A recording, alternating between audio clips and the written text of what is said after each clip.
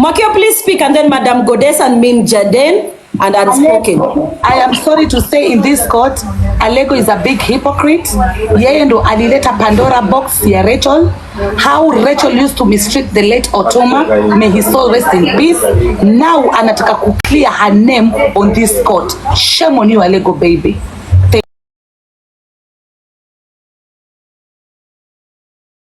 Hello guys, it's your girl Patience Status. Welcome and welcome back to my YouTube channel. If it's your first time here, make sure you hit the subscription box and put on the notification bell so that you don't forget any time I post a new video. Remember, I'm the queen of online gossip. So welcome to today's video. Don't forget to give it a like and leave a comment on the comment section. It's not something you are getting for new. So maybe if you are going to answer Mwakio, maybe you add up on top of that. Yeah. So much kiongozi. Thank you. Hiyo 1500 coins, mtu yote akikuja kwa platform yangu, hiyo ni zawadi yangu na kupatia. Hiyo na kukaribisha nayo. Sawa. Na Cindy mwenyewe aliongea na mdomo yake kwa live yake akisema kuna mengi anayajua. Nikifungua hii mdomo yangu hii, watu wengi wataibika. Mnafikiria kuna venye mnawachukulia, sio hivyo. So hata wewe ukisikia kitu kama hiyo, still try to say you utamarinate ndo useme you will offer something. Even you want to know. Mimi ni Msabasi my friend. Mimi ni Msabasi, naitwa Auntie Umbestenye. Okay? So lazima nilikuwa ni marinate nipate Umbestenye. Thank you.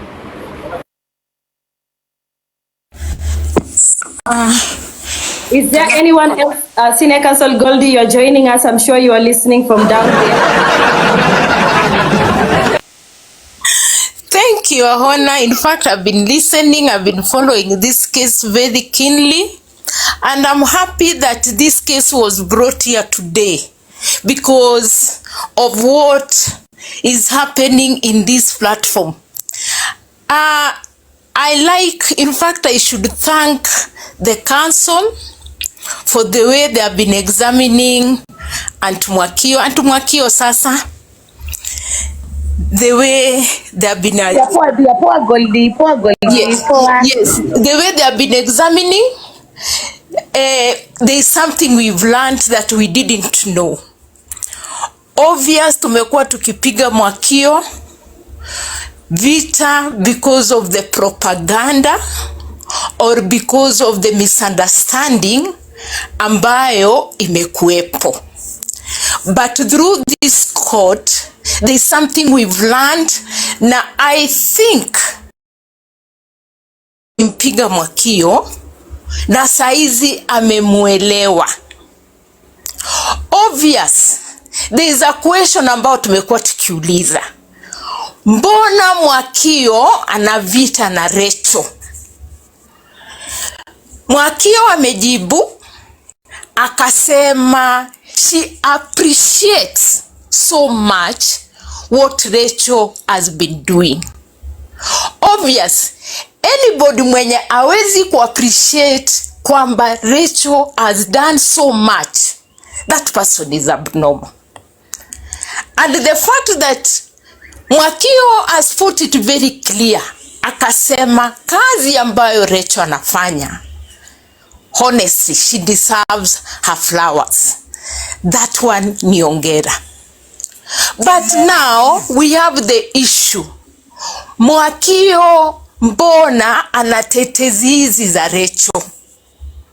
Na hapa tunaambiwa kuna mtoto ambaye for a very long time people didn't know that Otuoma had children, because hata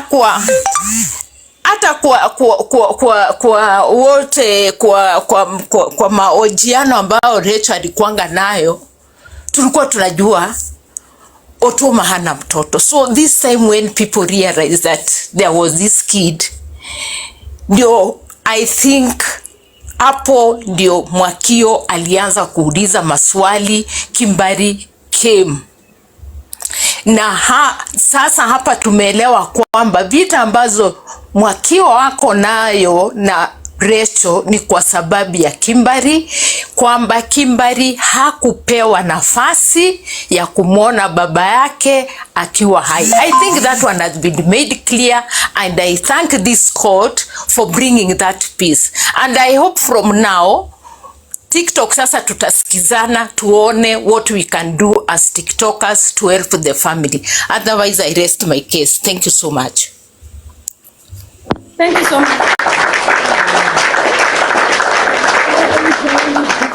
Platform, everything becomes vulai. Now, I have listened to enough. I want to cross-examine Madam Mwakio. And Mwakio, this is where it will feel a little bit uneasy. Your Honor, may I interrupt you? Yes, please. Now, there's one part of the puzzle, that one piece of the puzzle that we really did not get to, and that was of between Diana Ross and Auntie Mwakio. I don't know whether you can actually include that in your cross-examination. Thank you, Your Honor. Madam Office of Prosecutor, you will align with me. So do prepare, because you know me with Diana Ross. Actually, I don't watch or listen to her, so I don't know anything she has in contribution here. That will be your part to cross-examine that. I don't know. But let me just cross-examine Madam Mwakio. It will get uncomfortable, but trust you me, the question I'm asking you are very relevant, and the same question a judge in court would have asked you. I want a clarification, because you being a guardian to Kimberly, I'm sorry I used the words, you are not part of this family, but indeed you are. And that is because you come in with the mother of Kimberly and Kimberly.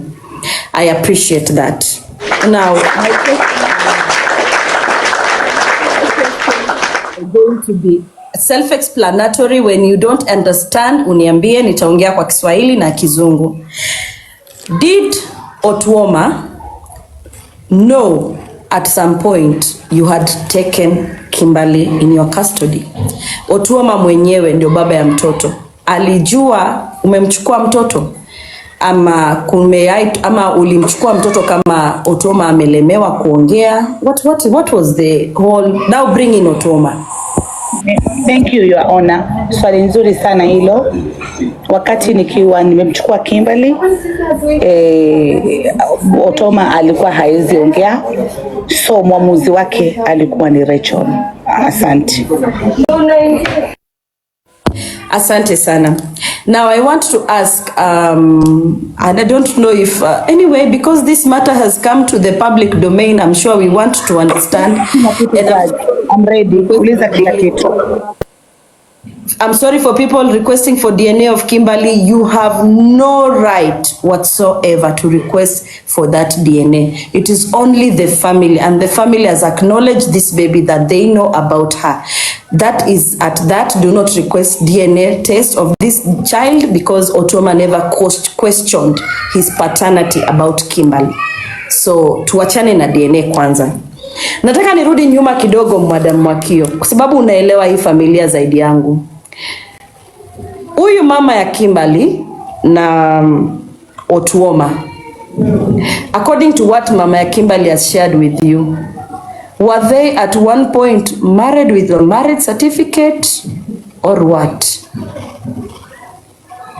Thank you so much, Your Honor. Yes. Otuoma na mama ya Kimberly walikuwa majirani. Ni wale majirani wamekuwa pamoja, wamecheza michezo ya utotoni pamoja.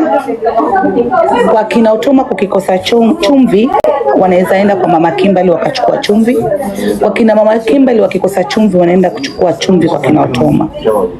How si relationship, ni ile tu ili happen. They were family friends. Nadhani Otuoma hiyo siku aliachiwa nyumba peke yake. Si nadhani hivyo ndio ilikuwa. Aliachiwa nyumba peke yake, mama Kimberly akajirusha pale ndani na wakaweza kuja duniani. Asante.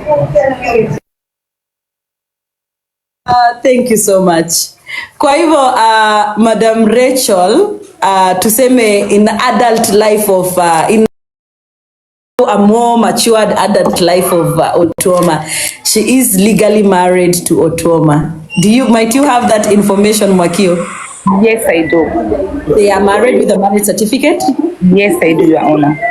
It will be relevant. It will be relevant when I give my ruling. It will be so relevant.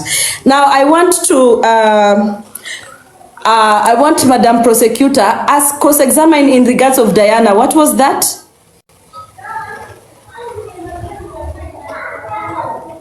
Your Honor, there is a very heated,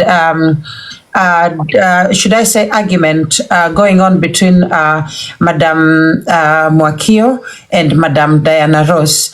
And it is, what is worrying me at the moment, Your Honor, is the hostility that is going on and the threats for physical harm, so those are the main things that can be a worry to myself as a member of the public. I would have played a recording here if you allowed me. However, Ms. Mwakio is here, maybe she will speak for herself. But if you allow me to play a recording, I will do that, Your Honor.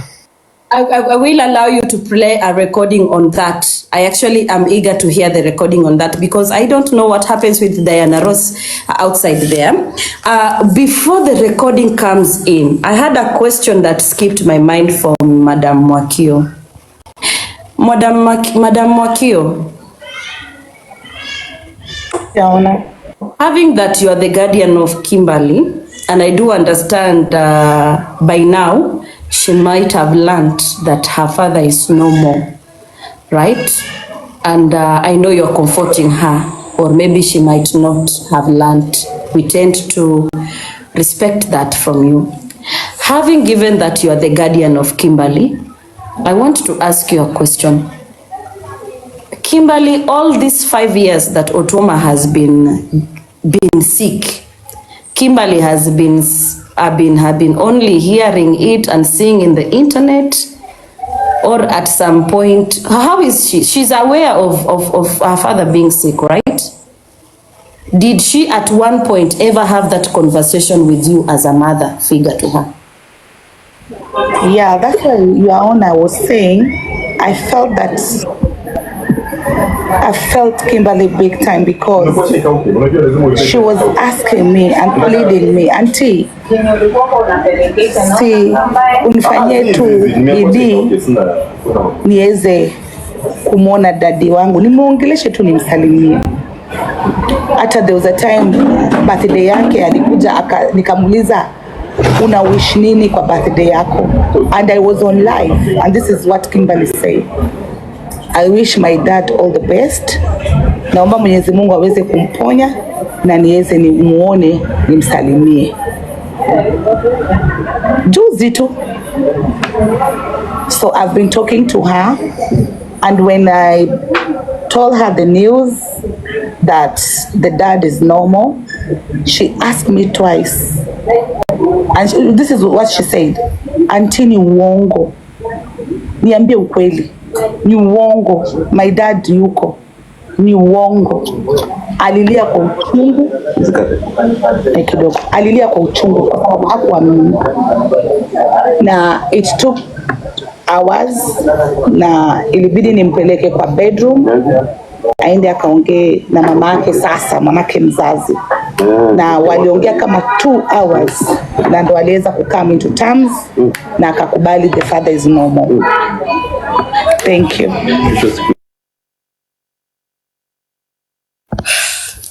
Very heavy, very, very painful. I hope that this child gets the attention that I know you're doing a good job in counseling her. Please continue with that because she clearly needs that understanding as a 15-year-old who just lost her father. Now, my last question, and this is because of my own curiosity here. Oh my God. I don't know. When it comes to children, I don't want to hear any excuse. So allow me to take a moment of breath. I wanted to ask a question, Madam Lady Jacqueline. I want to ask this question. Yes, Your Honor. Yes, Your Honor. Yes, I'm here.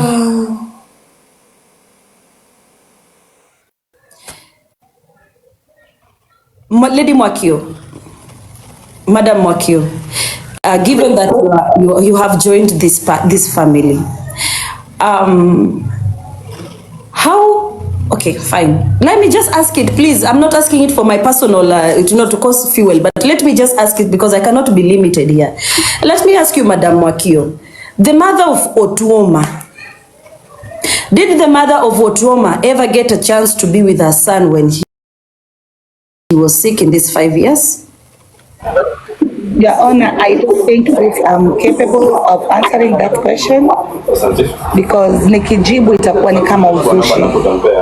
So itazidi kuonekana kama ninaingilia, but Your Honor, na kuomba uchunguze, utapata kujua ukweli. Asante. So tunaiacha kwa alama ya dukuduku.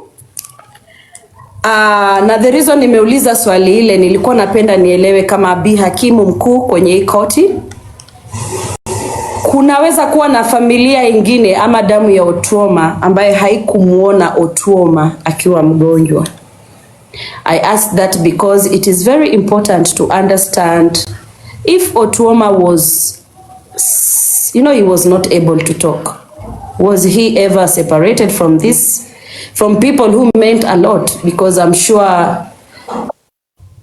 Muhatsi, yes, please. Senior counsels, please. Yes, Yaona, wacha niseme hii nitoke. I'm very pleased with how Auntie Mwakio anachipu maswali, and I think she's really going to make our work easier today. Thank you so much, Auntie Mwakio. I feel good for you. Thank you. I'm really surprised that Mwakio can be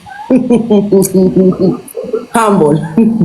I really, when you were coming, I really thought the energy we were going to use was like Yakutu. Your Honor, I guess that is what the English said, that never judge a book by its cover. Thank you, Your Honor. You judge this lady a lot. Actually, Mwakio, I am sorry. Let me just, in the middle of this court session, I want to offer my sincere apologies because I thought Muhasi amesema karibu tukimbie. Mkwanda kapi mama pale kizibani na wewe. Your Honor, please, I'm sorry to interfere. Yes, Sandy. Okay, I just need to make it clear before, and please, tafadhali comment section, niwieni radhi tafadhali. I will say it again. As the counselor, Sandy Party is speaking. Akimi mtanichukia. No, mi wacha tu wataongea lakini watanipenda at the end. I am ready to face the war and I will face it. I will fight for my client till the very end. Madam Mwakio, with all due respect, asante sana. Tena. Mi sitaki uone na kuchukia ama na kudharau ama na kukosea heshima. Turudi hapa tena sasa. Turudi tu hapa tena. I'm speaking on behalf of Rachael. Wherever she is, comment section tafadhali jameni, give me a chance. Wherever she is, she's listening. Judge, I need you to be the judge in this and to take into consideration everything I am saying. This is woman to woman. Mwakio, this is woman to woman. And any other ladies who is in this platform right now, munisikize na munisikize kwa makini. There is no perfect human being on earth. All of us misjudged Madam Mwakio. Personally, I stand corrected on some things. Pahali penye bado nasimama nikisema no, this is not right. It's where Rachael comes in. Rachael has been trolled left, right and center every single day. Mpaka saa hizi wenye bado bwanake ameaga dunia, may his soul rest in peace. She is still being trolled and bullied. Saa hizi hapa kotini tuko kwa kesi, bado watu wanamdisrespect na bado wanamtusi, nikiwekwa pia kwa mgongo kwa sababu namsupport, bado natusiwa. Kenyans and anyone who's watching all over the world, is this fair? People are different. Tumesikia side ya Mwakio, but hakuna mwenye amesikia side ya Rachael akiongea. So I will stand on different on Rachael. What was quite judgmental here? Mwakio has spoken her part, but Rachael has not done her part. So we have no right to make any judgment or any conclusion whatsoever. Mpatie mwanamke mwenyewe heshima zake, akona ubaya wake na akona uzuri wake. So mkikuwa hapa mkinichukia, mkiniwinda, mtanipenda at the end of this, because we know and we stand by the truth on this law court. Hata Mwakio wewe mwenyewe najua mtakuja kureconcile na Rachael. I know and my gut is telling me, because wewe ni mwanamke bomba na unanisikia saizi. This lady needs her respect. Whatever people are doing right now, wacheni kumuinda. It is enough. For now, wachani kae nikisikiza, ndakuja kuchokoza baadaye. Thank you. Sandy, I know, you remember what I told you yesterday on WhatsApp. I know you. I know what it's like to have you in court. And I know you. I don't want to say it early. We continue with these TikTok law courts. Madam Lady Jacqueline, please play the records. As well, Madam Mwakio, this is the part where you will find for us the recordings in regards to Cindy and what you are saying. But interestingly, I want the records, if we have them. I don't know if we have them. I want the records of Rachael. When you said Rachael went live and insulted you because of trying to restore that bond Kimberly shared with the father, when the father was able to walk and to speak for himself and to act fully like an adult. Maybe we might have that in any history on TikTok. Lady Jacqueline as well, you can look for those. Your Honor, I know that we do have that on TikTok. However, I will first of all start. I will look for one. I don't think that maybe I can answer that part of insulting, but I remember an exchange between Auntie Mwakio and Lady Rachael. Yes, I remember a back and forth. I remember that, yes. Thank you so much. Welcome to the court, Goddess of the Moon. I appreciate your presence. Your Honor, I do. Okay, anyway, I'll play the recording. Moderator. Thank you, Your Honor. Yes, please. Hello, everyone in the court. Hello. Could you, I think she can make a point and then go back down so that our senior counsel can come. Okay, so I want to talk the part of children of Rachael is my friend, Ezekiel is my friend. So I want to talk the truth about the kids from Rachael herself to me. So that at least when you guys are going to make this judgment, we're going to give credit where it's due. Oh, that's perfect. Your Honor, in that case, Goddess, in that case, you can mute. You are coming here as a representative of Rachael. That is very good. You can mute. I'm representing Otuoma and Rachael. Okay, thank you. So allow me to play the recording that I have so that we continue. You are there, uko hapo kwa reason poa. So kato hapo, dear, if you don't mind. Sawa?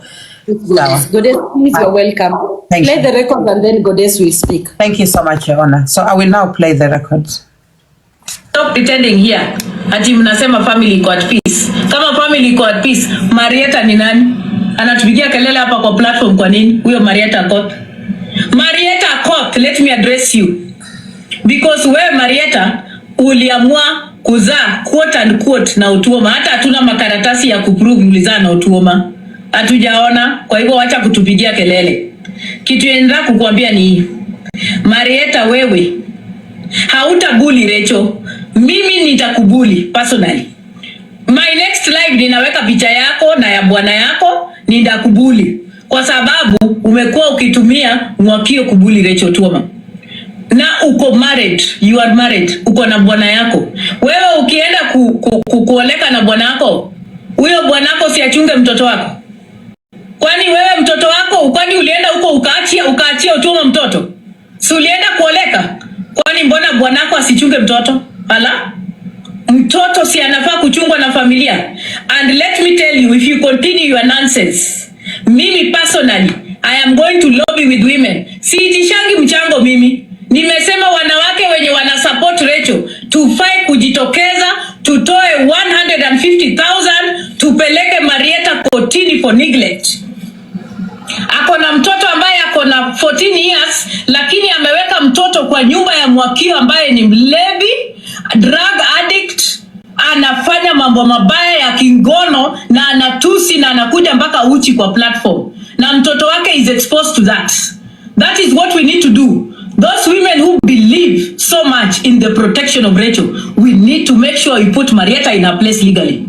She instantly bullies Rachael through Mwakio, and she's pretending to be in the background. Shame on you.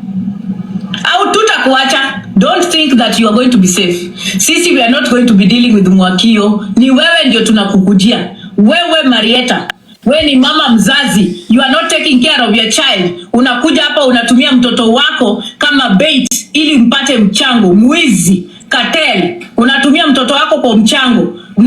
Alafu mnapata pesa na Mwakio, mnaenda kukunywa naye na kufanyia ukahaba. Mnafikiria sisi ni wajinga? Sasa tutatengeneza neglect suit against you. That is what we need to work on as women on this platform. A child that is 14 years is being used as bait to get money on this platform with a woman that has derailed and dehumanized children for years and years. Alafu mnakaa hapa kama wanawake, tunajifanya ati we are okay with that. How can we be okay with such? How can we be okay with that? That is a minor. Ati huyo umbwa anamfungua live, anaita mtoto, ana break news ya kifo ya baba ya mtoto kwa live mbele ya watu kwa sababu ya coins. Taka hii. We are not going to play with you, Marietta. We are going to make sure the government knows that you are neglecting your child. You are using your child to benefit yourself financially. You are exposing your child. That is the narrative we are going to use. Na tutatumia videos za Mwakio ndio tunaenda kutumia. That is what we are going to use, because no minor should be exposed to Mwakio. Mwakio ni mtu anauza makuma. Kuma yake iko. Msijifanye. Stop pretending. Okay. Your Honor, the mic is back to you. And Auntie Mwakio. Thank you, Your Honor. I have no access to my other phone, just in case. But thank you, Your Honor. Thank you.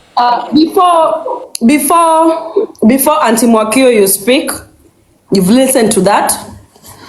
Before you speak, sorry, I had taken a toilet break.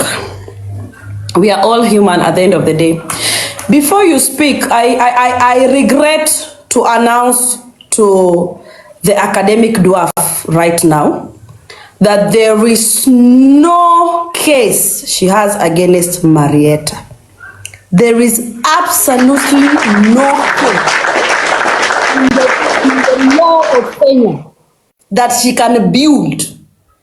If she can use that money to get a neck, it will be better. There is no case, Diana Ross. That is just the point here. In the law of Kenya, a mother can give a temporary guardianship to any person she wants to give. Hakuna makosa Marietta amefanya na Mwakio. Tafadhali tuache kudanganyana in public. You can give your guardianship consent to any person you feel can aid you in raising up your child. Huyu mama angepelekwa kotini kama ametupa mtoto huko na mtoto anahangaika. Mama ametafuta usaidizi wa mwanae, ameoneshana reports. Mtoto wangu anafanya vizuri shuleni, sina pesa shuleni ya kumtrain shuleni, na amempa Mwakio. Sasa you know, this is why TikTok, we just bring issues and then we shout. We shout. Mtu anakaza paka mishipa ya mavi, ana shout kwa kamera. Na nilisema siku moja Diana Ross atashout, ata disconnect spinal cord na mkundu. Sikudanganyi. Because of shout. There is no case on Marietta. This is a mother seeking the welfare of her child. Otuoma was there, he used to help. But now he was not able to help. And this lady, everybody was thinking of Otuoma'S illness. Nobody thought of Otuoma'S offspring. And if Mwakio came inside, and Mwakio has, whether she takes baggage, anauza kuma, ya amejuaje ameuziwa kuma na Mwakio. Seriously speaking, before Mwakio you respond, I want to categorically inform Diana Ross she has no case against Marietta. It's as simple as that. She can verify with a lawyer in court. She has no case. That is just the truth. Mwakio, please respond to that. Thank you, Your Honor. You have said it all. And may God bless you. Thank you. It is just the truth. And this is why we are saying, huyo mabusu wangu Lady Jacqueline, atumiwe hii live akuja hapa. Kuna mabusu wengi wajafika. Collins. Yeah, well, Your Honor, Collins was here and he was listening in the viewers, and so was Malisafi. I sent them links and they both arrived, Your Honor. But I don't know if I will check if they are still here, Your Honor. But that recording, I think the lady spoke a lot. I don't know if you can actually ask Auntie Mwakio to say more. I was actually waiting for. Mwakio, please, Your Honor. Sorry, Your Honor. Wacheni niwaambie kitu kimoja. Unajua mimi Mama Kimberly hausiki kwa hili jambo wala hili swala. And mimi ule mwanamke hajanituma mahali kokote. Na hata wakiulizwa Mama Kimberly anakaaje hawawezi jua. Because hata huyo academic dwarf akiulizwa who is Marieta, sijui atasema ni nani, because hata Mama Kimberly haitwi Marieta. Yes.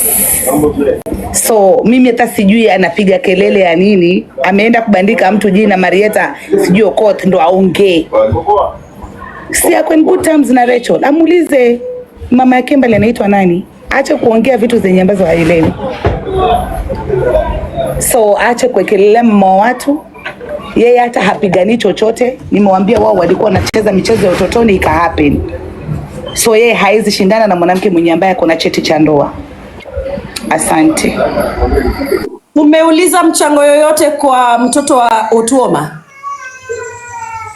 Hata siku moja yuaona. Unajua mimi huwa niko na matani mengi sana. Naweza ongea kitu akafikiri niko serious and I'm not serious. I've been saying so many things to piss these people off because walikuwa hawanielewi kenye naongea.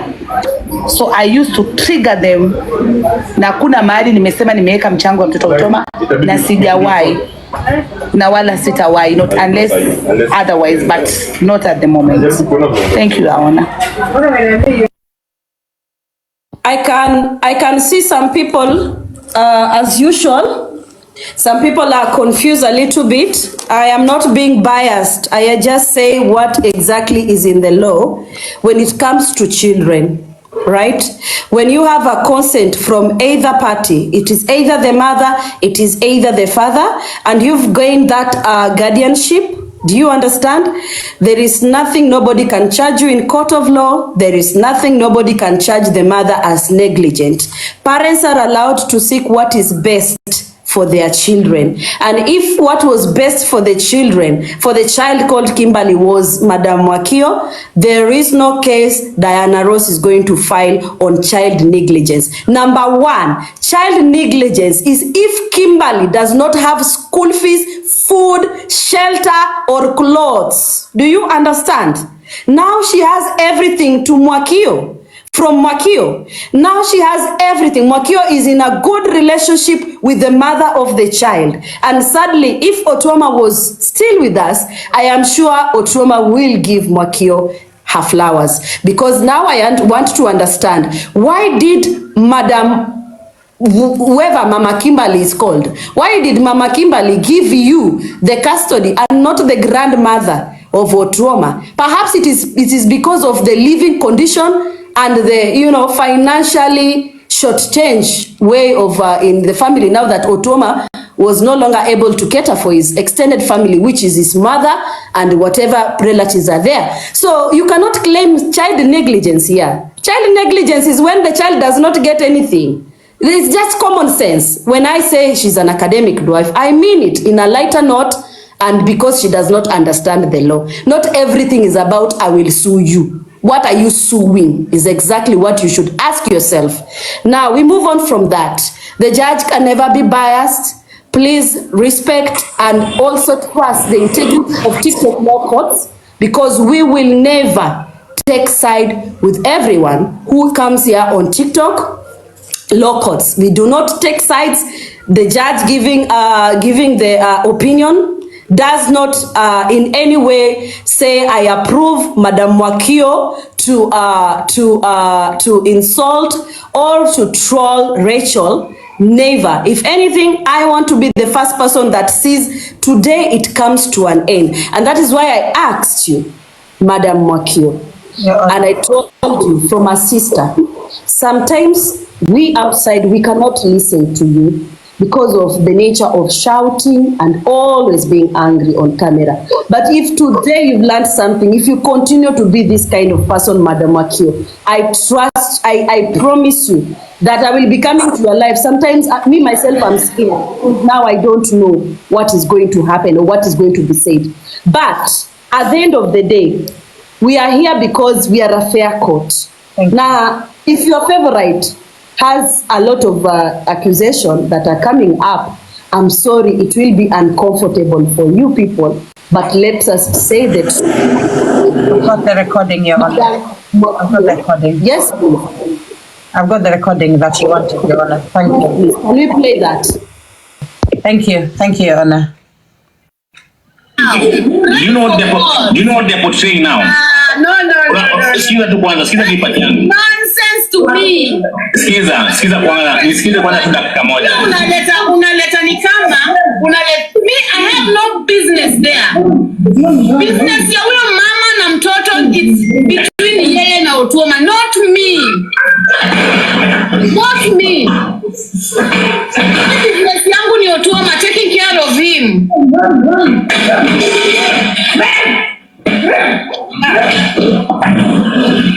Me, I don't see anything there. I don't see anything big coming. I don't see anything big coming. If it is something big, anafadili na baba mtoto wake, not Rachael. Why am I being dragged there? Mi nilipata bwana kama hana mtu, bwana alikuwa single. Excuse me? Mbona blackmails?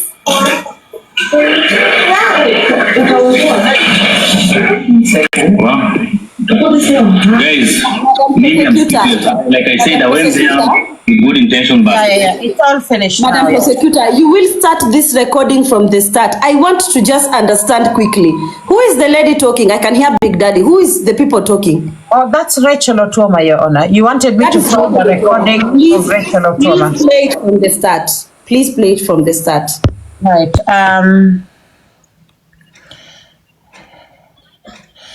Okay. So, okay.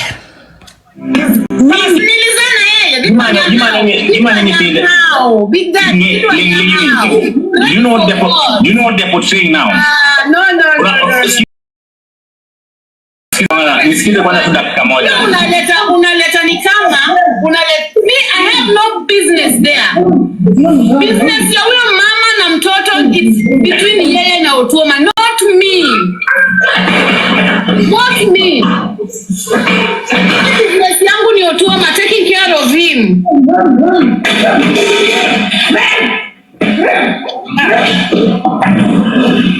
Me, I don't see anything there. I don't see anything big coming. I don't see anything big coming. If it is something big, anafadili na baba mtoto wake, not Rachael. Why am I being dragged there? Mi nilipata bwana kama hana mtu, bwana alikuwa single. Excuse me? Mbona blackmails?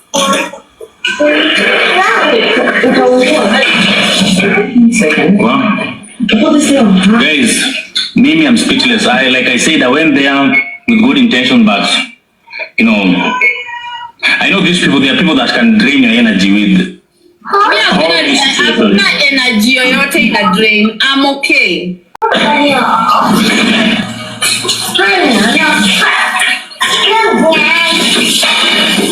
Your Honor, that's the end of the recording. Thank you. Thank you Your so Honor, much. can I add something on that? Kindly. Will not come in. Sandy, I know you are representing Rachael. Obviously, I need you people to say something about your client. But Sandy, you've been here. And I said, So we'll go second. Madam Sonkei? yeah. I wanted to say something. Thanks for giving me this chance. Gonna be really quick. and then I'll drop. This might be controversial, but I think there's something people are not understanding, or especially the newcomers to TikTok. And the reason you could see what Big Daddy was trying to explain to her, everybody has said, oh, true, whatever Rachel said, definitely is true, and that's what she wants to do, or that's her stand. But let me tell you why Kenyans are questioning, or what you guys saying she's being trolled. The reason this thing came up is, so before, when they started all this stuff, Otuoma kukua mgonjwa, they've been around. Literally, the entire country have been supporting them financially. They've been given money by, even here on TikTok, to Mechanga. And I remember even when the house was being built. I'm so sorry, guys, musistuke, but I gotta say this. So the reason Kenyans were, some people are feeling like, kwa nini hajasaidia mtoto Otuoma, is because of the support yenye alipata, and people are like, kwani ni kama it's okay vile ameamua yeye kutomsaidia, hata kutosaidia familia ya Otuoma, mama yake, ama kumtengenezea good living. That's why people went there and they were like, what happened? I thought she had she was getting so much support, she could have done something. But it's true, amesema it's not her business. But let me tell you, when right now everything is coming to light, is like, oh my God, enyewe huyu akona roho ingine. Cause personally mimi ningefanya something if I was in her shoe. Of course, there are so many people that have sick husbands, they don't get so much support, but the support she got around the entire country, even here on TikTok, in Facebook. In the beginning, when I entered the marriage with my husband was single when I met my husband, and then the kids were hidden on the pictures. And we get married. He never told me anything. I found out after getting married, including the pastor that wedded me and Otuoma, my whatever. We brought this issue up, and the pastor told me, Rachel, that is Otuoma's past. You can't change it. And now you are a husband and wife. And what she told me is, forgiving takes time, especially when you're betrayed from the beginning of a relationship, which makes sense as every woman. If a man you love hides something so important about in past, including kids, you will feel bad, being honest. But most people doesn't know how healing takes long. Otuoma loves kids so much. Otuoma loved my son, and Rachael loves kids as well, and she loved my son. So I cannot judge like she hated kids or he didn't like kids. He loves. Mistake ya Rachael comes in this way, including me as her friend. I will correct you with the love. And I will tell her the truth, which I did. I said kids are always innocent whether they were involved. And this child used to have a very good relationship with the father when the father was well, and used to take her daughter every weekend. Like, you know, a child with the father, a girl child with the father. Kimberly had a bond with who? With the father. But when the father got sick, and the father was the breadwinner to the child, the mother, and the siblings, he couldn't take care of the family. But the little Kenyans were supporting to support Otuoma. Without these kids, there is no Otuoma. This is the truth. Without these children, there is no Otuoma. Thank you. But if you found out somebody's past, they ask for forgiveness and a bond that they can even go and meet the children. Rachael could have welcomed the children of Otuoma in the little help she used to get from the society, the footballers. They got a lot that was enough to support these children. If Rachael really loved Otuoma, he will love Otuoma with her mistake and her past, because no one is perfect.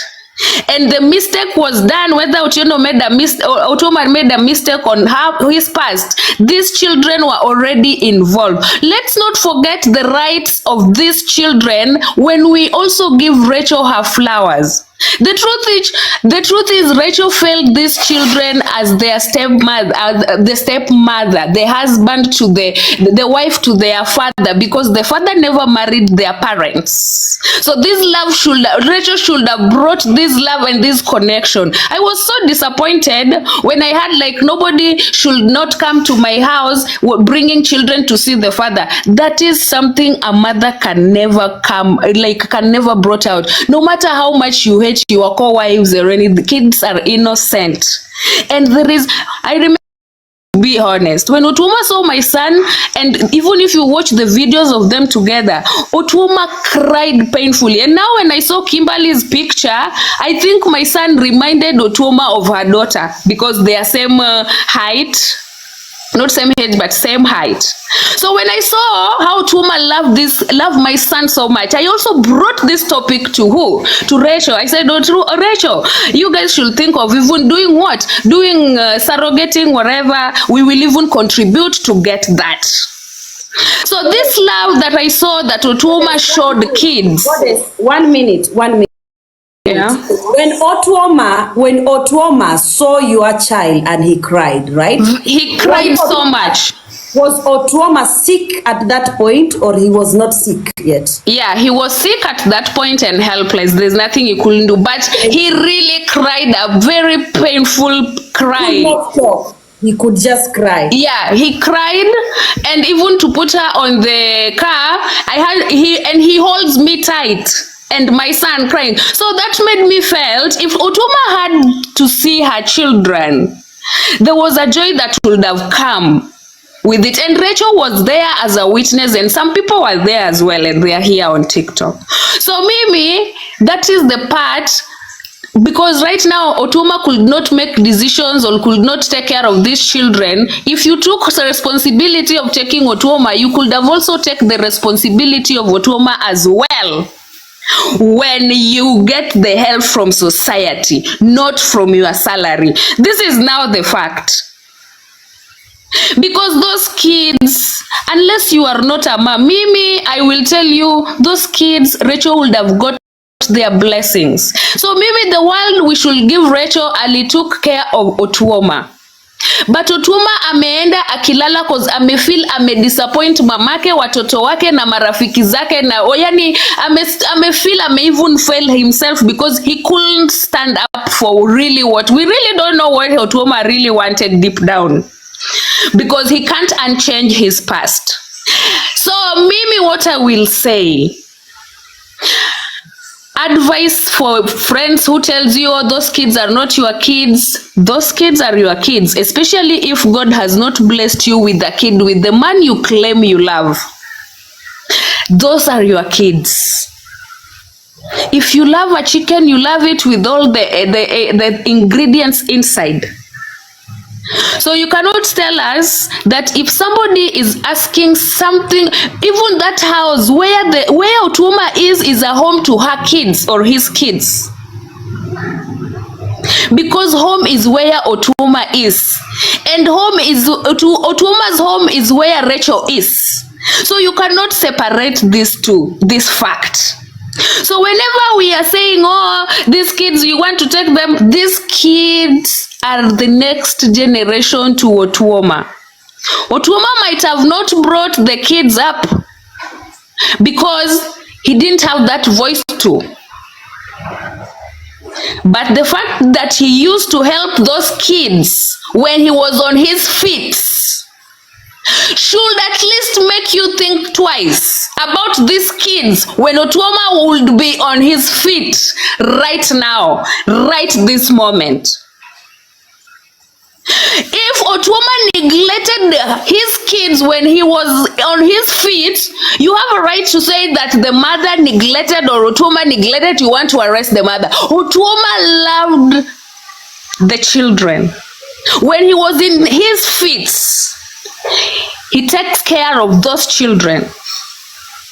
So if he was in a position he couldn't help himself and we decide as a society to help him, how will you feel good? Like you cannot tell me you want me, a mother, to be happy when my children are suffering, or you want a father to be happy. Men are weak in communication. Rule number 1. Men are very weak in communication. They don't know how to communicate. A man will die with what eats him up, whether it's from the mother, wife, dad, sister, or sibling. That is the truth. Those children deserve the help that they used to get when the father was on his feet, or anything aligned to the energy from this father. They should also have a right as much as Rachel. So mkijudge watu ati Rachel did a good job, congratulations on that. She has a crown of the best wife. Now we have children. Otuoma also, we need to give Otuoma his flower as the best dad that he used to be when he was into his 2 feet. These are not children that was a mistake to that family. There's a bond there and you can't break it. So every time you write a comment not thinking you have kizazi, remember those children. Ni damu za Otuoma. Mpindiwe hii dunia, muzike kila mtu, hao watoto watabaki kukua damu ya Otuoma milele na milele, hata akaoa wanawake 20. Na kama uko hapa na uko na mwanaume amezaa nje na unasema haupendi wale watoto, haupendi huyo mwanamume, because kids are really innocent. You tell me where you get the bold, a child of somebody you love can lack food to eat, and you love this person, you'll say this person is helpless, can't even eat, but the food is there and he can't even supply it to people they love. There's a pain that comes along with it. Be somebody who has humanity and know when to speak the truth. Correct each other here with love, not threats. So give these children the right the father would have given them when he was in his 2 feet. Na nitawaambia heri binadamu wa kudharau lakini si ugonjwa. Kama we ni mzazi hapa. Ni hayo tu nilikuwa nataka kusema. Mheshimiwa Hakim, naomba dakika moja, kuna emergency kidogo. Naomba utanipa dakika moja mbili, kuna emergency mahabusu. Alright.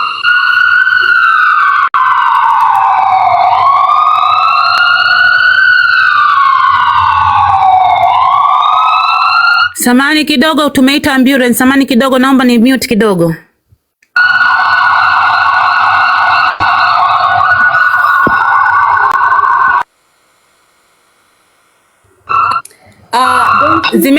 Zimeshaenda. Kuna dharura kidogo mheshimiwa ilitokea. Kuna kundi la watu lilikuwa limejitokeza kwa ajili ya kumtorosha Kapunye na mwenzake akina Malisafi na wengine. Kumbe hii mbinu ilishapangwa, waliogopa kesi. Lakini naomba radhi kwa sisi maafande, tulifanya mistake kwenye kumsearch kipindi tunamuingiza siku ya kwanza. Kwa sababu mwenzetu amejaliwa mwili mkubwa, kuna vitu kama silaha alificha kwenye mwili wake upande wa paja. Hatu kukiona, kilikuwa design ya kisu. Sasa iko kisu alitumia kama silaha ya kuanzishia ugomvi na kujichoma mwenyewe katika upande wake wa mkono wa kulia, na baadaye akaomba msaada kwa maafande.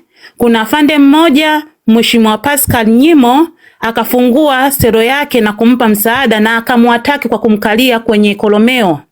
Kwa sababu ya uzito wake mkubwa, askari alifaint, akashindwa kuendelea na kitu chochote. Lakini bahati nzuri, kabla hilo kundi ambalo halijajulikana kuingia ndani, tulifanikiwa kupiga simu makao makuu na wamekuja kutupa msaada, na hilo kundi lote liko chini ya ulinzi, na tutakupa majina ya watu ambao tutajua kwa baadaye kutokana na vitambulisho vyao. Lakini mpaka dakika hii hatujajua details zao na hatujui majina yao, kwa sababu walikuja wamejikava sura. Lakini tumewafanikiwa kuwakamata watu 10, wengine wametoroka, lakini kuna watu baadhi wamepata majeraha, ndio maana tumeita ambulance wapeleke kwanza hospitali. Sasa hatujajua kama mambo yatakuwa mazuri ili waje hapa kwenye kizimba chetu au vipi, lakini kwa sasa hivi hali ni mbaya. Tunahitaji ulinzi uzidi, kwa sababu huyu Kapunyia na akili sana. ni hilo tu, emergency. Na naomba nikiwa napanda hapa mnipe emergency ya dakika 1 au 2 wakati mwingine, kwa sababu lazima mjue na siwezi kupiga simu direct. Lazima nije kuambia mkiwa hapa. Asanteni, naomba nishuke niendeleze imala wa ulinzi. Asanteni sana. Na mahabusu alikimbia kutoka kotini leo. Mahabusu wangu Cindy alitoroka, sijui kama uweze ukamtafuta. Kuna mahabusu alitoroka, tutafute. Daisy, you are requesting to come up. I'm eager to know what was your contribution. Sandy, you had the mic to your side. Mheshimiwa Kim, kwa hilo swala la Cindy tumeshachapisha picha sehemu zote, tumeweka mabango. Na tuko hapa na ulinzi mkali tunamtafuta sana. Na nyumbani kwake tumeshafika na tumebadilisha kitasa. Kitasa cha nyumba kimeshabadilishwa. Tumeshaongea na mwenye nyumba yake. Asante sana kwa hilo. Asante sana afande wa kotini.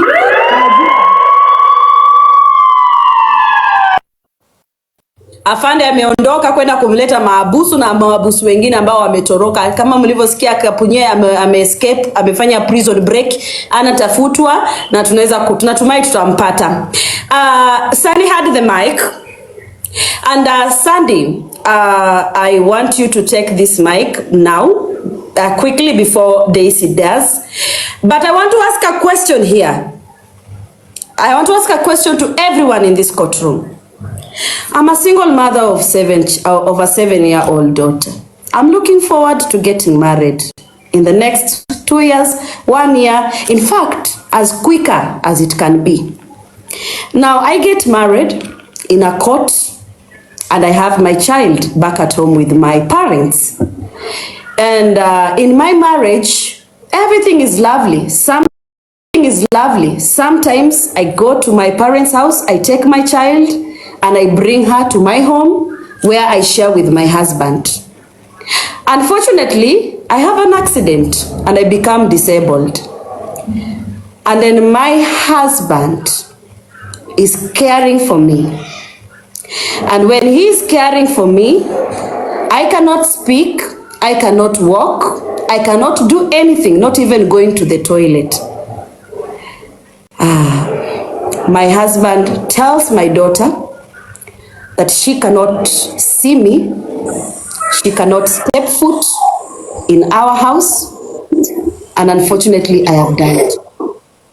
Tell me, is my husband right because he is my husband? Because he is the person taking care of me? Sandy, take the mic and give us your insight about the case we have. That is just food for thought. Thank you, Your Honor. I'll put into consideration on what you're saying. At the same time, it's really touching. But also, I would like the court to be aware that my client is not here to represent herself the way everyone has represented herself. I'm only speaking, I'm only representing about her on the things I've gathered around. And right now, as she is in mourning, it's quite hard to reach out to her. So in her defense, I'm still, and I stand still by defending her. We have no right to judge her on her mistakes, and we have no right to condemn her of her past. She knows her decisions. Some she's regretful of, but at the same time, I want everyone to put into consideration that this is a rare kind of a person. As much as she has been through a lot, we have no right to judge her, and we should respect her this time. I know respect comes both ways, but kila mtu ako na ubaya wake, na we respect that too. That's all, Your Honor. Daisy, you're going to speak, and then I'll have Senior Counsel Muhatsi and Mtandao speaking right after that.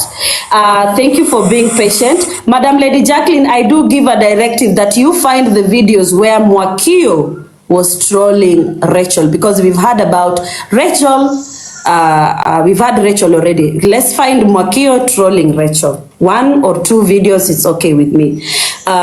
Daisy, say something quickly before Senior Counsel Mtandao. Mtandao, please hold your mic. So Daisy, please say something you really requested from the comment section.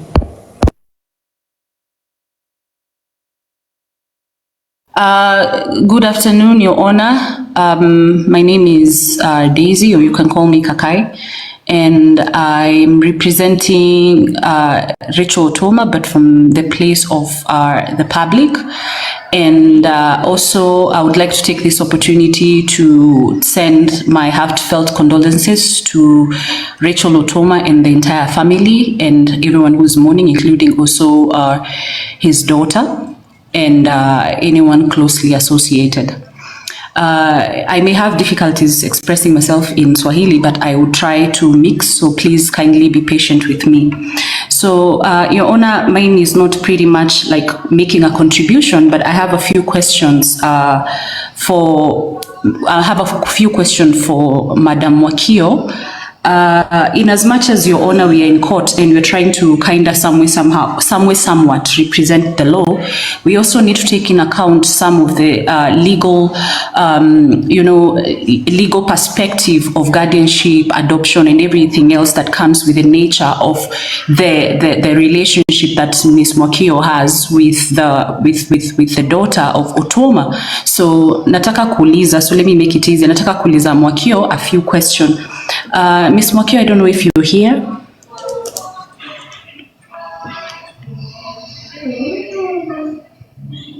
Niko. Aya, Ms. Mwakio, niko na swali. You've said from what umeongea, umesema that you are a guardian to Kimberly, right?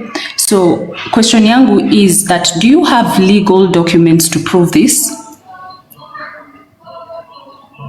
Let me correct myself. Temporary guardian. Thank you. Okay. Now that you've talked about temporary guardianship, do you know the procedures of becoming a guardian in Kenya? So nikuulize Daisy, so unataka nimrudishe mtoto kwa mamake ateseke ama unataka aje? Surely, what is that question you are asking? Like for real? But I'm not asking. Yes, it's relevance. It is relevance, Your Honor, because we are discussing about Madam Mwakio, relevance. Explain to us the relevance. The relevance is that we are discussing about deceased. Mwakio, usijibu lolote, please, my dear. Don't answer anything, yeah? Baby girl. Yeah, Noni, that is why I've told her to I'm sorry, Judge. Yeah, excuse my manners. I'm sorry. Noni, please. Yeah, that's why I've told her to mute. I want the senior counsel called Daisy to explain the relevance. Daisy, continue. Your Honor, we are faced with a very difficult situation of where we are having to look at things from the perspective of facts. Apologies, from the perspective of facts. And in as much as we are, this is not to trigger any emotional thing, and this is not for content, we're just trying to find clarity so that we know people where they stand. And the relevance of this is that we are dealing with a deceased father, and you know also legally that this could brew all the way into succession and the rest of it. So first of all, when we're discussing about this thing from that place, there are some things that can brew up and become an issue, and if Ms. Mwakio is not on the right side of the law, it can be detriment for herself. So for me to ask that is not for the purposes of embarrassing Ms. Mwakio, but it is for the purposes of getting closure. If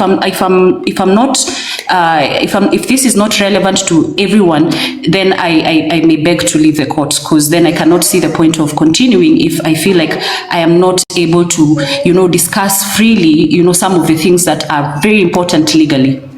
Why do you want us to be on your side, Madam Daisy? You came up here requesting with motto, unataka kupanda juu muulize Mwakio swali. Umemuuliza swali na nimeuliza relevance. Until now, you've not given me the relevance of your question. Why do you want me to be on Your Honor, I have mentioned that the relevance of this, Your Honor, kindly give me an opportunity.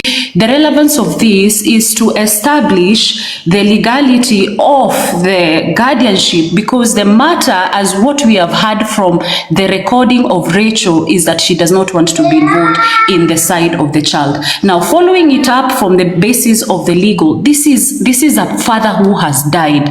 And when we speak about guardianship, people need to understand from a point of enlightenment how guardianship does work. And And if this is not welcomed in this court, Your Honor, I beg to leave the court if you don't see any relevance. Finally, you can leave the court. Thank you. You can. I won't take that threat here. You can, if you want to.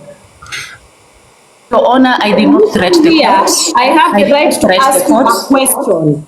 I have the right to ask the question, but Ms. Mwakio has gone on me. But don't threaten me that you will leave the platform. You can leave. I have not, Your Honor, that is not for me to threat. I am saying if people did not see the relevance of it, and some people are saying there's relevance, and some people are saying there is no relevance. It's not a threat, Your Honor. I have been very respectful. Na kiherehere huko nje mkijifanya mumefollow sheria na mumesoma sheria. Unaelewa?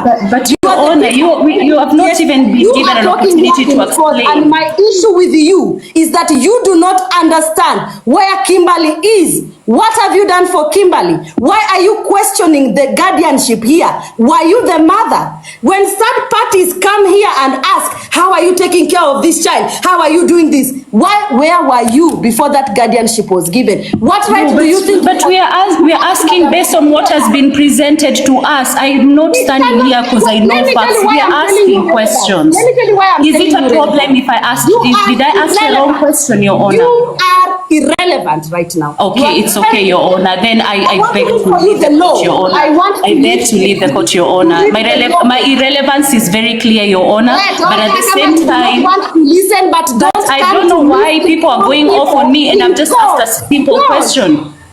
Yeah, thank you. Misinform people. If you do not want to be corrected, then you can leave the building. But don't tell me what to do and not to do in my own court. Listen, this is the misinformation I'm talking about on TikTok.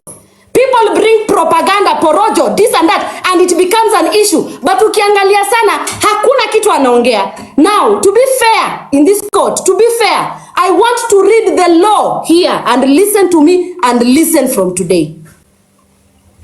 The only person who can question how that guardianship was given is Otuoma, and unfortunately he is dead. Let me make that clear. And once Otuoma has died, the only person who can question that guardianship is the mother of Kimberly. And as at now, she has given consent. Now, let me clearly tell you, for Mama Kimberly to give that guardianship, she does not need to go to court. Now, don't misinform the public. She doesn't. What she needs to do is get a letter from the police, get a letter from the area chief, notifying them that I am in possession of this so-so child, and the child is gone. Nyinyi tulikuwa wadogo, wazazi wetu wanatupeana kwa wajomba na maanti watusomeshe. Ameuza mtoto, hajauza. Ametupa mtoto ajipe nyako, haja. Kila siku ana communicate na Mwakio. Why are you bringing this porojo? Why is it that when you see beautiful things happening, you don't want to see it? Now you're looking for how you're going to attack Mwakio. Surely it is irrelevant. Otuoma is dead. Don't talk on behalf of Otuoma. Otuoma, even when he was surviving 5 years, he could not talk for himself. His wife was talking. And we can see the damages. So don't come here and say, ati unataka guardianship document. Hii law mumejifunza kwa social media. Do it. Do it huko nje, lakini not in TikTok law courts. We do not misinform people. We don't. Tulikuanga tunapeano kwa majomba na maanti. Wanatusomesha. Nani alikuja akauliza auntie kama akona documents? Sawa. Let me use an incident you can all remember. The late Rita Mweni died in custody of an auntie. Did the police come there asking of guardian documents? They came to deal with what they are coming to deal with. Don't make an issue where there is no issue. If we see something beautiful, let us support it. Wakenya mnakuanga na shida gani? You people are misinformed. I want to read the law. Mimi, I don't want misinformation. Na usikuja na kierere hapa. You are dealing with senior counsels here. We don't want that. Don't tell us we are biased. We are reading what is on the law. Thank you, Your Honor. As you find that, may I say one thing very quickly just to support your point?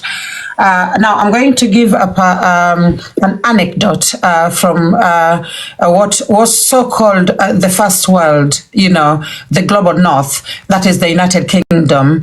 So what the UK requires when you're giving temporary guardianship to somebody, you're giving your daughter to your sister to look after, is just to inform the local council about it. You do not go to court, you do not do any of that. Just make the council, the local authority, aware that your daughter or son will be staying with your brother in Birmingham for a period of 3 weeks. That is all they need. They do not need you to have any legal paperwork, all that rubbish. So again, the judge is actually right in this case. I'm saying this because I have gone through this in the United Kingdom. So I believe Kenya will be having been a colony of the United Kingdom, it will be in agreement by law. Thank you so much. To add on that, Mr. Mtandao, you will speak. To add on that, sometime last year, before I left Kenya, kuna mama Somalian alizaa na Nigeria, akatoroka mtoto kwa hospitali. Na alienda tu kujua penye tutampata. None of us have no Garissa. Nikapigiwa simu as an activist for Nigerians. Nikaambiwa kuna mtoto hapa, aliletwa, mama alisema baba ni Mnigeria, akaandikisha baba na akakimbia. Nikaangalia mtoto ni mweupe, enyewe mungesema Cinderella ameiba mtoto. Sina mimba, sijaonekana na tumbo kubwa, mimi mwenyewe ni mweusi tititi. Mtoto ametoka Msomali, nywele ni Msomali. I asked myself, how can I do this? And I wanted to understand. This lady came up here talking about application steps of legal guardianship. That is what she's saying. Application legal guardianship.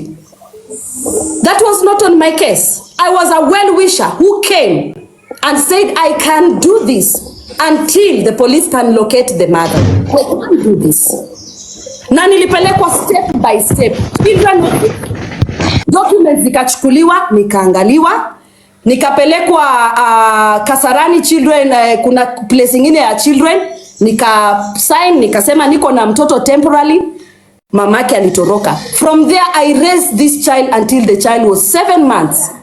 Baba akatokea, akachukua mtoto. No documentation. When you see people doing something because of their good hearts, support it. Stop discouraging people because you think you are so informed. You are not informed. You are misinformed. Na sipendi hiyo kierere. Then you come to court, I'm trying to correct you and asking you relevance. You are telling me you can walk out. Walk out! TikTok law courts does not need you. Walk out! But you will not misinform people here. Mr. Mtandao, take your mic. My Lord, thank you. And hello everybody. My Lord, you are not on trial. This court is not on trial. However, my Lord, the way you will judge this matter is what we shall remember you with. I will ask you to be impartial, but also, my Lord, let us be empathetic. My Lord, I'd like you to reduce your volume a bit. This is a very sad affair, and sometimes emotions do take over. But as an able judge, my Lord, I'll just ask you to be a bit lenient when you're speaking to us. Mr. Mtandao, are you lecturing me or you are here to present your submission? I am here to present my submission. You're not okay with the tone of my voice? You can do the needful. My Lord, I take back my words. Anyway, my Lord, my Lord, as a friend to the court, I've got 3 information that I would like to submit here. First of all, my Lord, I am the very first person on TikTok that did Chango for Rachael and Ezekiel Choma. May I ask Mtandao when that was and how much it was? When was that? Correct. I'll mention that. And in fact, my Lord, also this platform, the prosecutor also was involved, and I'll come to that. Anyway. Last year, during Otuoma'S birthday, Rachael and Otuoma came to my podcast and they shared the story with me. And during that podcast, my Lord, the listeners that day asked me what we can do for Rachael and Ezekiel. And then he said, oh, we can build a house. Let's build a house for Rachael. And those documents are online. You can find them. Okay, they're on my wall. I can find them. And in fact, my lord, I have just discovered that I myself, I used to play in the same league with Ezekiel Otuoma. Yesterday, I had Mwakio talking about Maisa. I had Mwakio talking about Mbotela Kamaliza.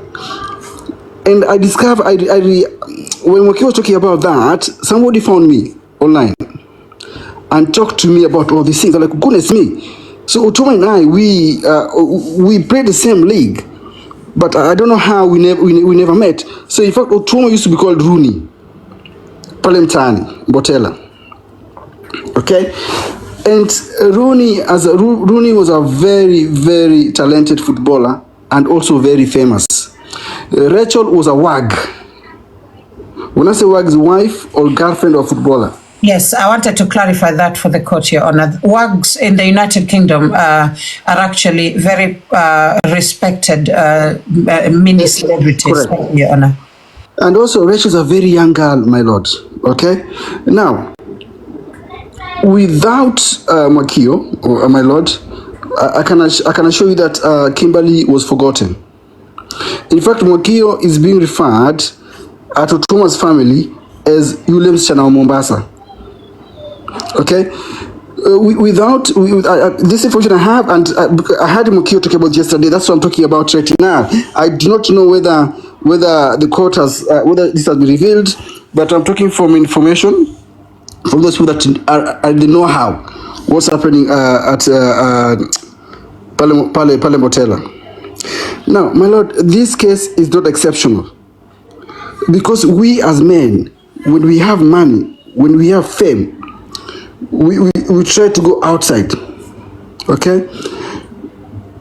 Rachael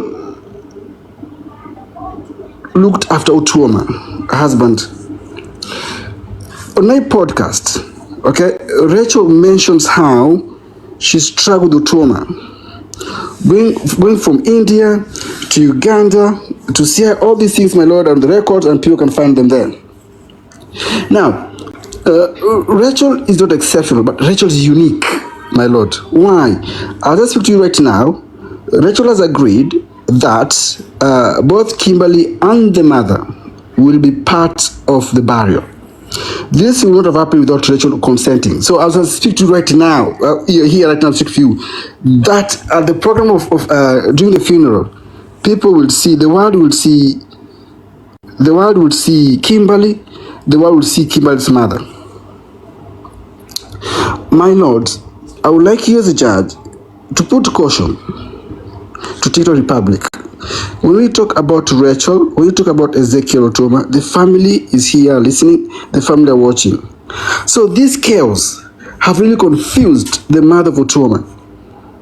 And that is why yesterday, when TikTokers went to see Otuoma'S mom, and she said she doesn't want help, she did not mean that. It's because of the context. The experience they have with internet is not good. Okay, the experience Otuoma'S family have had with internet, when I say internet, I mean TikTok, is not good. Because Mbotela people are watching, are listening. In fact, yesterday, my lord, the family referred to TikTok as Parliament Pakelela Tutaki.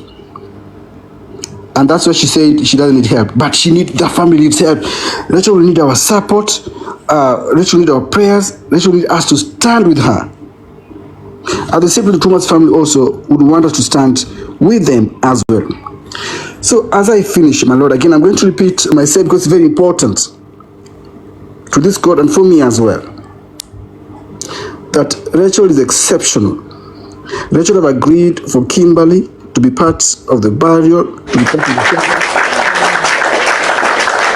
And that will not have been possible without Mwakio talking about Kimberly. Now, Rachael is a very good friend of mine. In fact, when we heard about Otuoma'S demise, we spoke on the phone. We know what's going on. Whatever Rachael is, I do pass my condolences to her. And I just hope we continue standing with Rachel, because we know Rachel. Rachel is a connection between us and the family. But also now we know Kimberly. But there are other people will be coming out. There are lots of kids that will be coming out now. Lots of women coming out. Okay, that is not Rachel's fault. That's not Rachel's fault. Women, I don't know why women bear a grudge when men decide to do things outside marriage. Yeah, no, it seems as though the gentleman is actually putting the blame of men fraternizing with other women when they are married upon women. I think putting that blame and responsibility of women is a bit of a stretch. No, it's not. Thank you. Women should not bear. Accountability starts with men. Unfortunately, the world, we forget about a man, they start putting blame to women. It is women. Women should be responsible. We should be accountable. All these things that people are talking about now is not Rachel's fault. These are stuff that Rooney, Ezekiel Otoma, should have taken care of. But he couldn't because he was sick, obviously. But pale mtaani, people know that Otoma alitoka watoto wake. That's the word. That's the word people are using. It's not Rachel's fault. So women, I think this is a case where, this is an example of us men. We should put our house in order. We should not let women go through our mistakes, my lord. That's what I'm saying. Let us put into context. Now, I mentioned Lady. I say that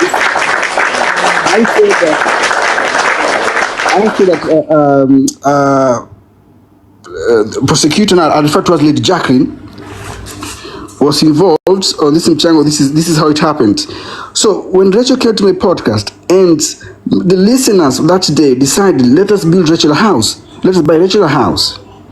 So we started up, it didn't go that far, it didn't even last. But then they had started building a house, and this platform, Lady Jacqueline, brought Rachel on this platform. And I think they helped. Again, the comment section require for the gentleman to wrap up, if that's okay. Thank you, my lord. Allow me to finish my submission. Money to finish what I had started, building Rachel's house. And for that, we have to give TikTokers their flowers. We stood by Rachel and we continue standing with Rachel. My lord, thank you. Mtandao, there is a house that has been built by TikTok for Rachel. Yes, it is. Your Honor, I wanted to know how much money Mtandao raised for the house before Where was it built? Is it completed? It is, yes. Yeah. My lord, listen, TikTokers, my lord. Rachel was loved. Rachel was loved by TikTokers. Yes. On my big daddy, I don't know whether that has been mentioned here. Yes. After my podcast, I am the one who took Rachel to Big Daddy's platform. I myself. And Big Daddy has been supporting Rachel for a very long time. Rachel used to go to Big Daddy's platform. Rachel would walk away. Rachel would live with 100,000 sometimes. But this, whatever was being raised, okay, is nothing compared to the work Rachel was doing with Otuoma in the house. Okay, Rachel was not supported by TikTokers. Rachel was supported by ex-players. There was a WhatsApp supporting Rachel. Rachel Otuoma is a gem, my lord. Rachel Otuoma is an example to not just to women, but to us when we stand with our family, my lord.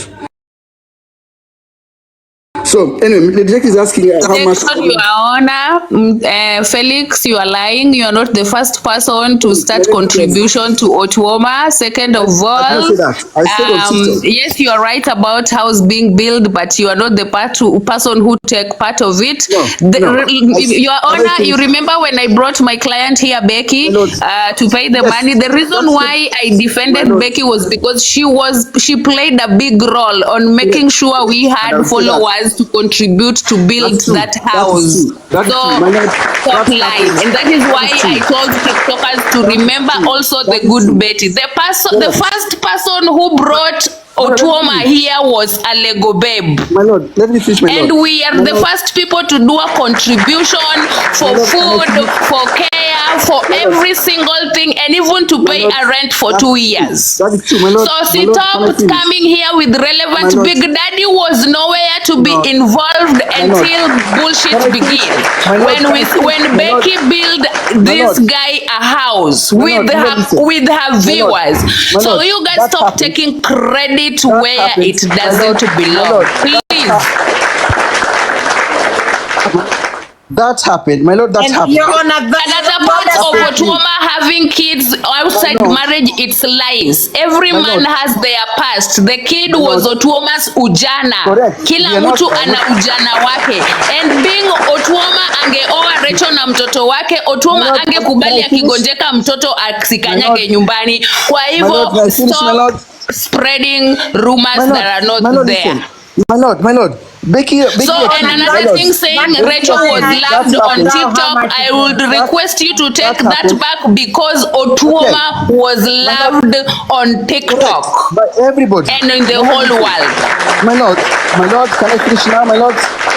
My lord, Becky Akinyi, actually on that day, Becky Akinyi was on my podcast. It was Becky Akinyi and a lady called Mama Africa. Okay, they were. The clips are there. If you allow to be, I'll bring them here. They were on the podcast, and that's indeed, yes. Becky stayed there to bring the crowd, and it happened.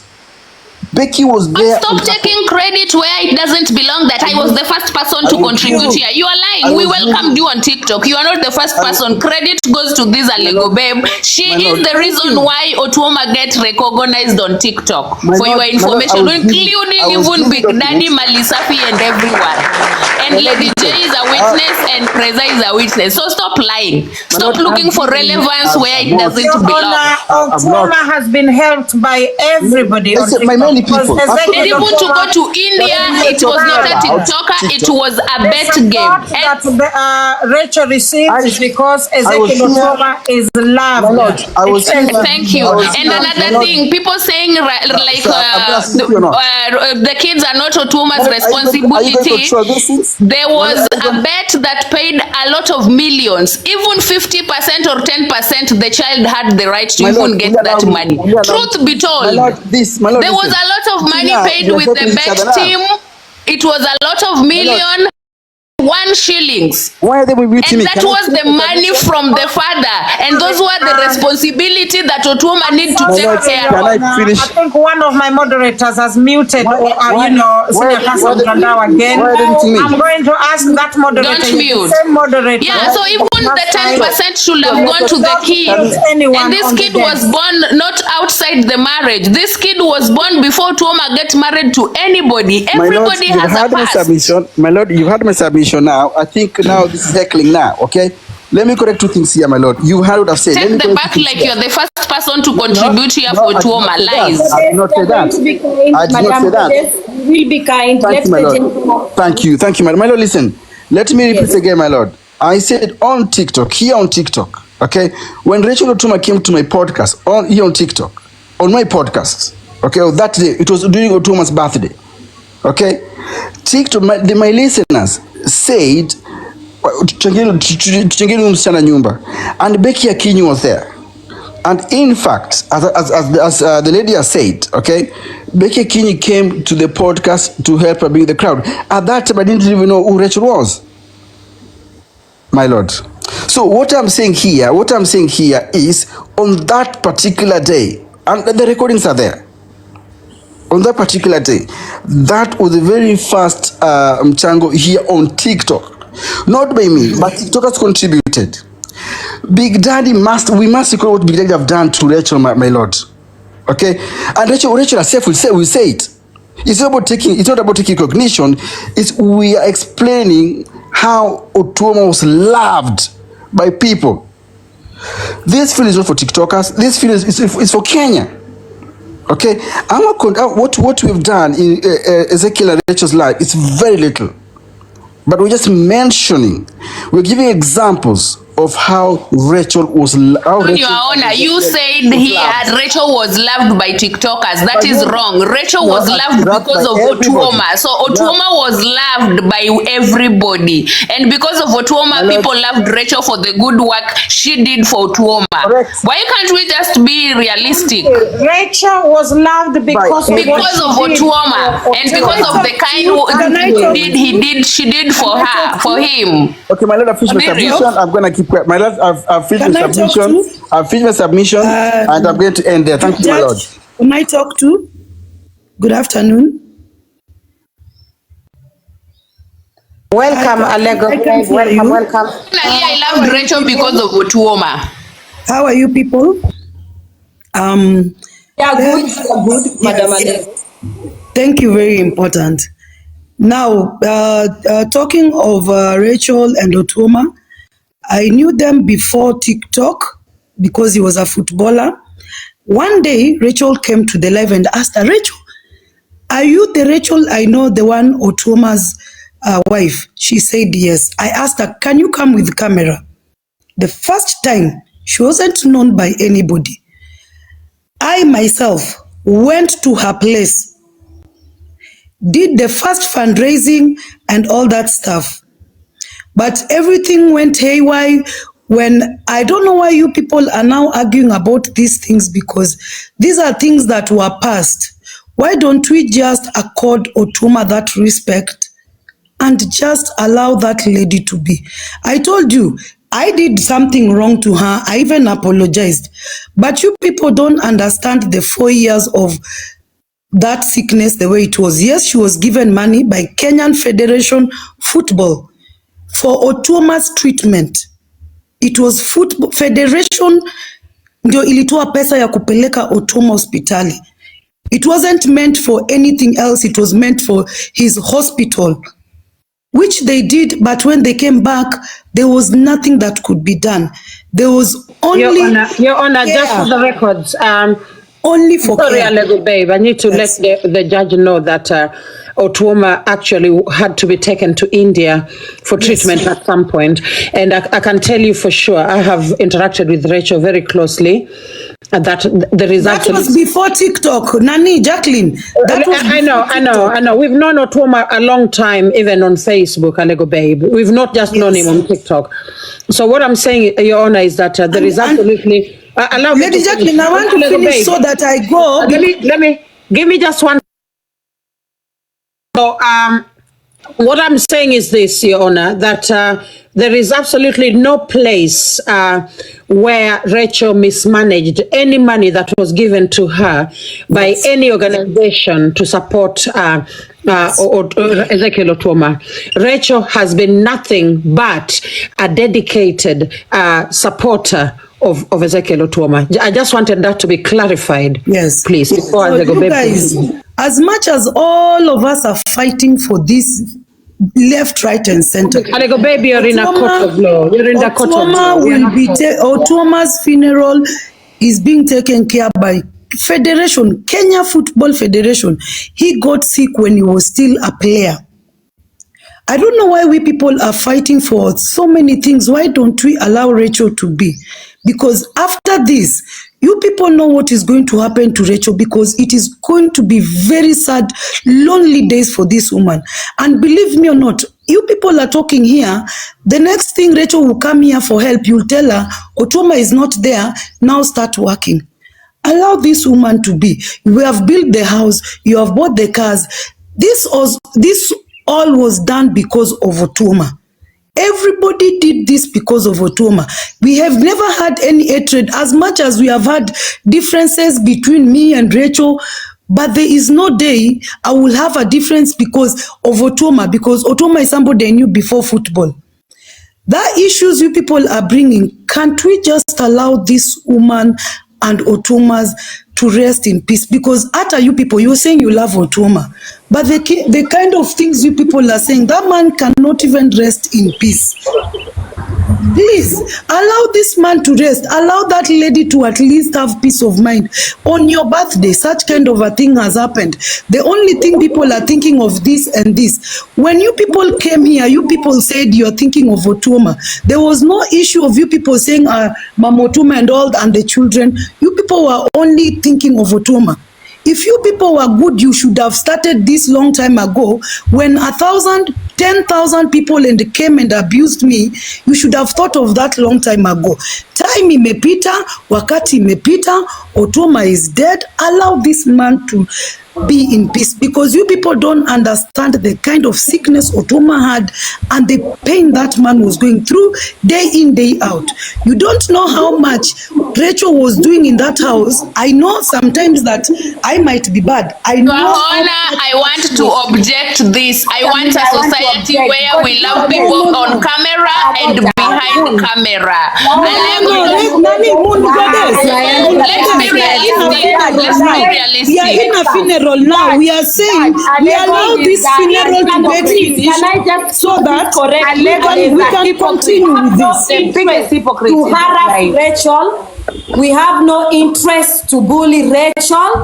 We have no interest. I'm not bullying. Here with the morning. Alego, judge. We do not have any interest to cyberbullying. Alego is the one. Wacha kushuka Alego. Alego don't drop. Maybe the reason why I said that, Your Honor, is because I want a friend. What you say behind the curtain, say it when you will, even when yani, remain with your truth. The truth. I just want the truth. But no, I am not selling the court, but I want you guys to stop preaching what you don't practice. Okay. These people who are now saying they care about Rachael, they cause Rachael pain as well. And that's why Rachael is a mayor. Just give me the mic 1 minute. Kindly. Guys, this is a court of law. Don't just jump in and take the mic. Don't do that. Your Honor, can I have the mic kindly? Okay. Auntie Mwakio wants the mic, but let me say one thing real quick, Your Honor. This is for your information that Rachael Otuoma has been trolled severely on TikTok on many occasions. I just needed you to know that. And Rachael Otuoma and Alego Babe have had a falling out because of Alego releasing information about Rachael. And I think I can, in my opinion, perhaps Alego was using this moment to kind of clean her image a little bit. So I just needed you to have that. Thank you.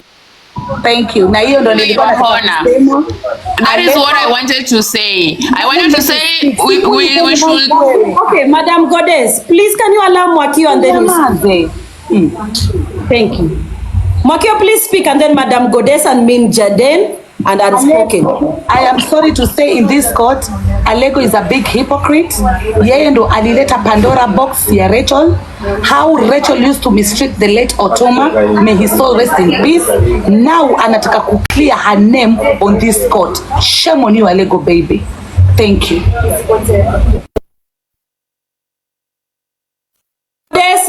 Goddess.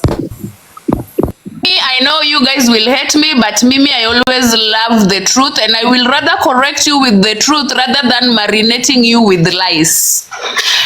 If you guys really cared about Rachael that much, amunge kuja kumdhalilisha mpaka mtoto wa wenyewe kidogo ajiue kwa sababu cha mulileta hapa kumhurt.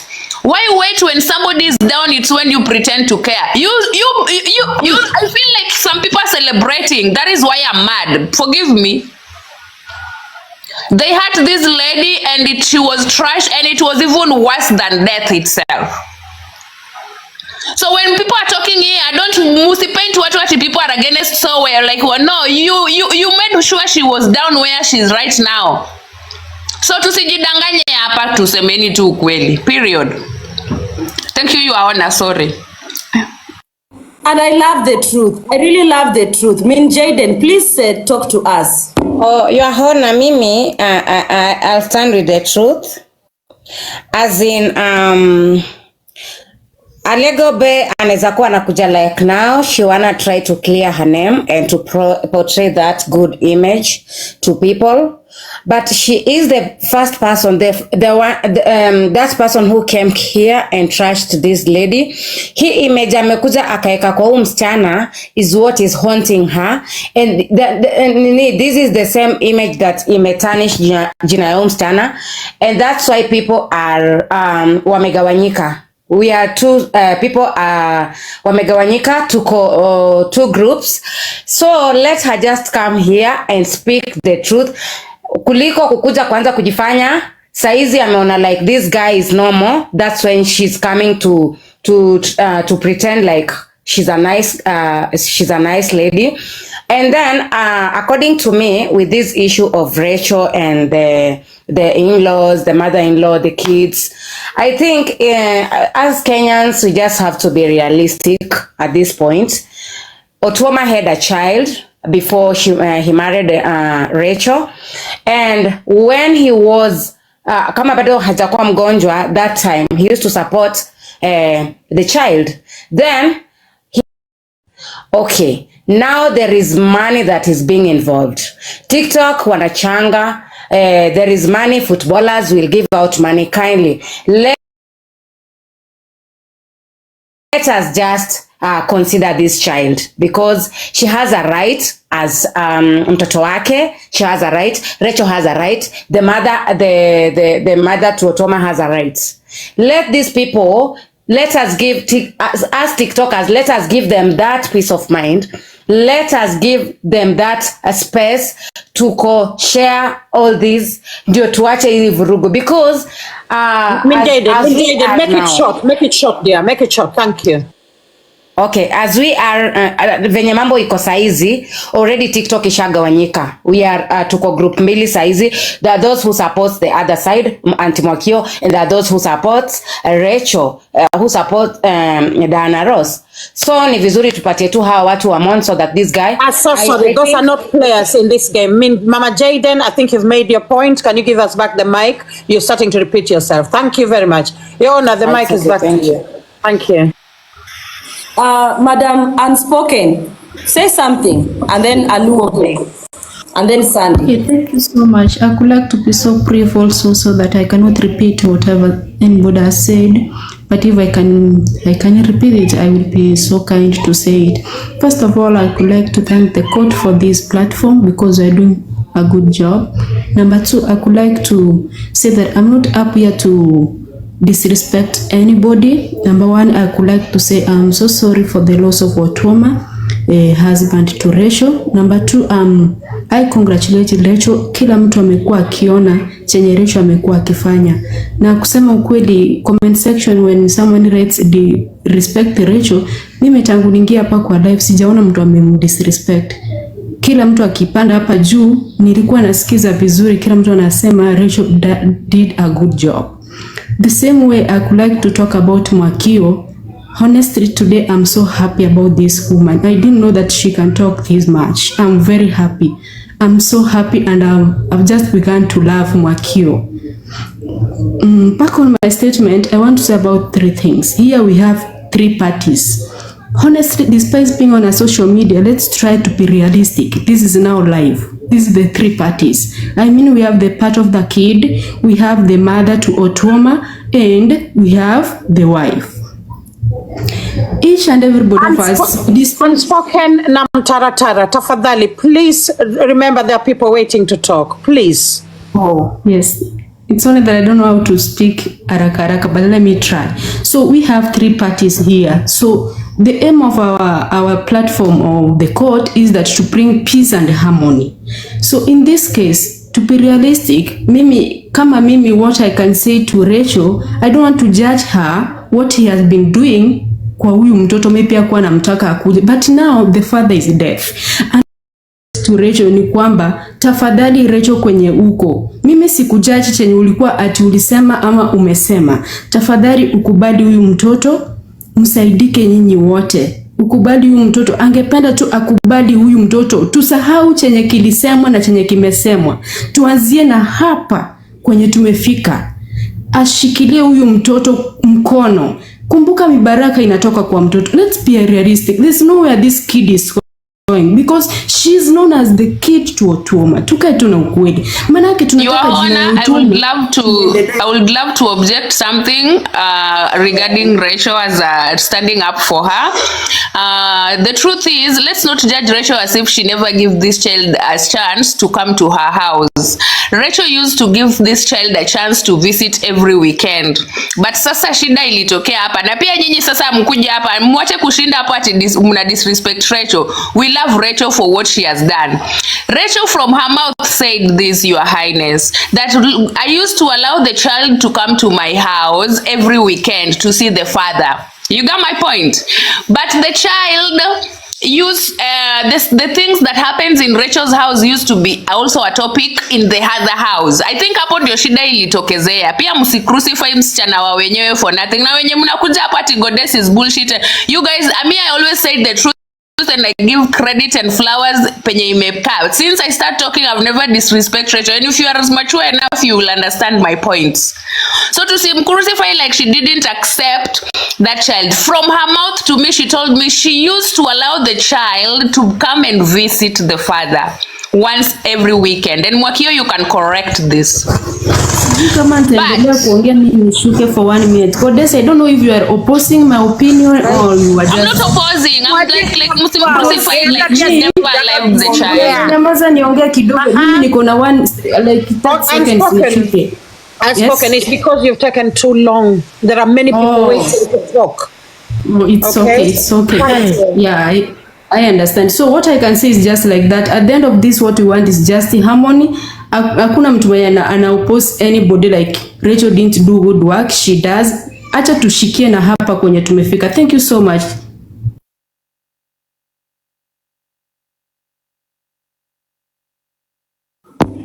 Goddess had a point. Sijui kama mnasema I'm confused. I'm not confused, and Mwakio can assist. I want the child to get the rights, yes, but Rachel also has a reason. I was questioning why Mwakio why Rachel hakumwalao mtoto au muuguze mzazi wake. Rachel, Goddess ametokea amesema mtoto naye alikuwa anakubalika kuja. Mwakio, nafikiri unasikia, alikuwa anakubalika kuja. No, but that was before Otuoma got sick, sorry. That was before Otuoma got sick. Okay. Yes. Mtoto alikuwa anakuja but kulikuwa na vile maneno ilikuwa inafika ushago ama maneno zingine huko kwingine. So yeah, tunaweza kujadiliana kutoka pale. Mwakio, what do you have to say about this? Mwakio, it's important we listen to your suggestion here. Hapo ndo sijaelewa, sijapata your honor what you guys are saying. Anasema Rachel alimwambia alikuwa anakubalingi mtoto akuje kuona babake every weekend wakati Otuoma hakuwa amegonjeka. Lakini the reason why alisimamisha ni because hiyo wakati maneno zilikuwa zinatoka, maneno zake za undani kwa nyumba yako zilikuwa zinatoka zinaenda kwa nyumba ingine ndogo. Hiyo sijajua na sina idea kusema kweli. So siwezi sema kitu nisijui. Asante. But leo umesikia hiyo, right? Nimesikia sasa akisema. Yeah, those are words from Rachel. Those are words from Rachel, Your Highness. Your Honor, we have been patiently waiting for the mic. Kindly, please allow the councils to approach your bench. Yeah, you will come to that. We will come to the council because I see we were just having this conversation because you know as well we cannot limit them from talking, Madam Sani. We are going to approach the bench because I want to understand what is the next thing from here, this topic. Madam Aluobe, please, short and precisely and relevant, please contribute to this quickly, and then Totoa and then the councils will approach the bench. Mimi sijui English. Mimi nilikuwa tunataka legobea padeko hapa juu aonge. Saa zingine alikuwa anataka kuomba msamaha. Mlikosa kumwangusha. Mtu mngemwacha malize kuongea, munge mkatisha. Hata kama alianguka kivyake. Alianguka kivyake. Alianguka kivyake Aluobe. Your Highness, I would point yako niongee tafadhali. Wacha niongee, si mlikuwa mnaongea hapa na nimenyamaza. Aluobe, tuongeleshe dada yetu. Mungeacha Alego akuja hapa, mungemkatisha. Hata kama alikuwa anasema ujinga, mungewacha aseme ujinga, amungemkatisha. Ndio mna correct mtu after kishamaliza. Unaona? Saa zingine alikuwa anataka kuomba msamaha hapa mbele ya judge. Sasa nyinyi venye mmeingililia kwa maneno yake ndio imefanya ameanguka. Juu Alego alikuwa friend wa Rachael, hata kama sisi tujui Rachael. Juu tulikuja kujua Rachael vita ya Alego na Rachael. Mpaka mimi ndo niliingililia tukakosana na Alego be, lakini nilimuomba msamaha. Juu nilimtusi na alirudi akaomba msamaha. Saa zingine alikuwa anataka kuomba watu 2100 msamaha. Mungemuacha amalize kuongea ndio muingililie kwa maneno yake, hata kama alikuwa anasema upuzi. Mungesikia hiyo upuzi yake. Ni kwa hiyo tu, sina mingi. Okay, my turn. Asante sana. Mine is to thank you our dear judge and our prosecutor, because tungekuwa na hii time kila mtu anaweza kutoa maoni yake katika hii koti. So asante sana kwa wale waliweza kukuja na hii koti ambayo it's free and fair to everyone. Mine is to thank Rachael for the work she has been doing. Saa hii hakuna time ya kurusha mawe. The next person I'm giving flowers is Mwakio. Niko kwa barabara, mtanisamee. Ni Mwakio ambaye ako na moyo mkubwa, because kuchukua mtoto ambaye unjazaa si wa tumbo yako, unampa maji, unampa chakula na malazi. Jameni, hiyo ni moyo kubwa. Kwa hivyo Mwakio, my flowers girl. Alafu hiyo ingine ni hii koti, you are doing good because solution itapatikana. Because hapa vita inakuwa mingi juu ya pesa. Wakati pesa itapatikana maybe kwa TikTok, you consider the 3 people. Mama, mtoto na Rachael ambaye ni mjane. Alafu hizi vita zingine tuachane nayo. Kwa hivyo hii koti ningeomba the way munaendelea, saidieni kutatua, because inaonekana like yesterday the noise was too much. Wacha jameni, watu waheshimiane. Mtu ambaye anjawahi poteza mtu, kifo ni chungu. Hii si wakati wa mangumi. Ni hayo tu. I really love that. I really love that. Senior counsels, approach the bench. Thank you, Your Highness. Thank I want to correct there's something. a minute, here. I'll cut you short. But there's a minute, I'll cut you short. My point, It because is my I attention. I alert the judge on what is going on. Kindly just mute for a minute. What is going on? Judge, it has come to my attention. My client is, this is an approach. She's following somehow, some way. It has come to my attention. She just needs respect and time to mourn in peace. A lot has been said. She has been trolled, and she just needs time to mourn her husband in peace. If that could be granted, she'll really be grateful. I want to be very candid with you, Sandy. I don't love misinforming people. I just want to be candid with you, Sandy. The thing here is, Otuoma is a public figure, loved by many, known by many. The thing also that we are looking at is that Rachael has always been trolled a lot of times, very much. And then, the truth is, kuna pesa. Watu wameioneana mbali, hata hatujui kama itachangwa kwanza. But watu wameioneana mbali juu ya matanga ya Chira. Umeelewa? Na hii pesa inang'ang'aniwa. I'm sorry to Rachael. We do understand from our 5 common sense that you are mourning. And I'm sorry, because I would wish you to mourn in peace. But mama, utajikaza. Otuoma angalikuwa hana jina. Trust you me, we have no business sitting down to talk about him. This man made an impact. Macho inakuangalia Rachael.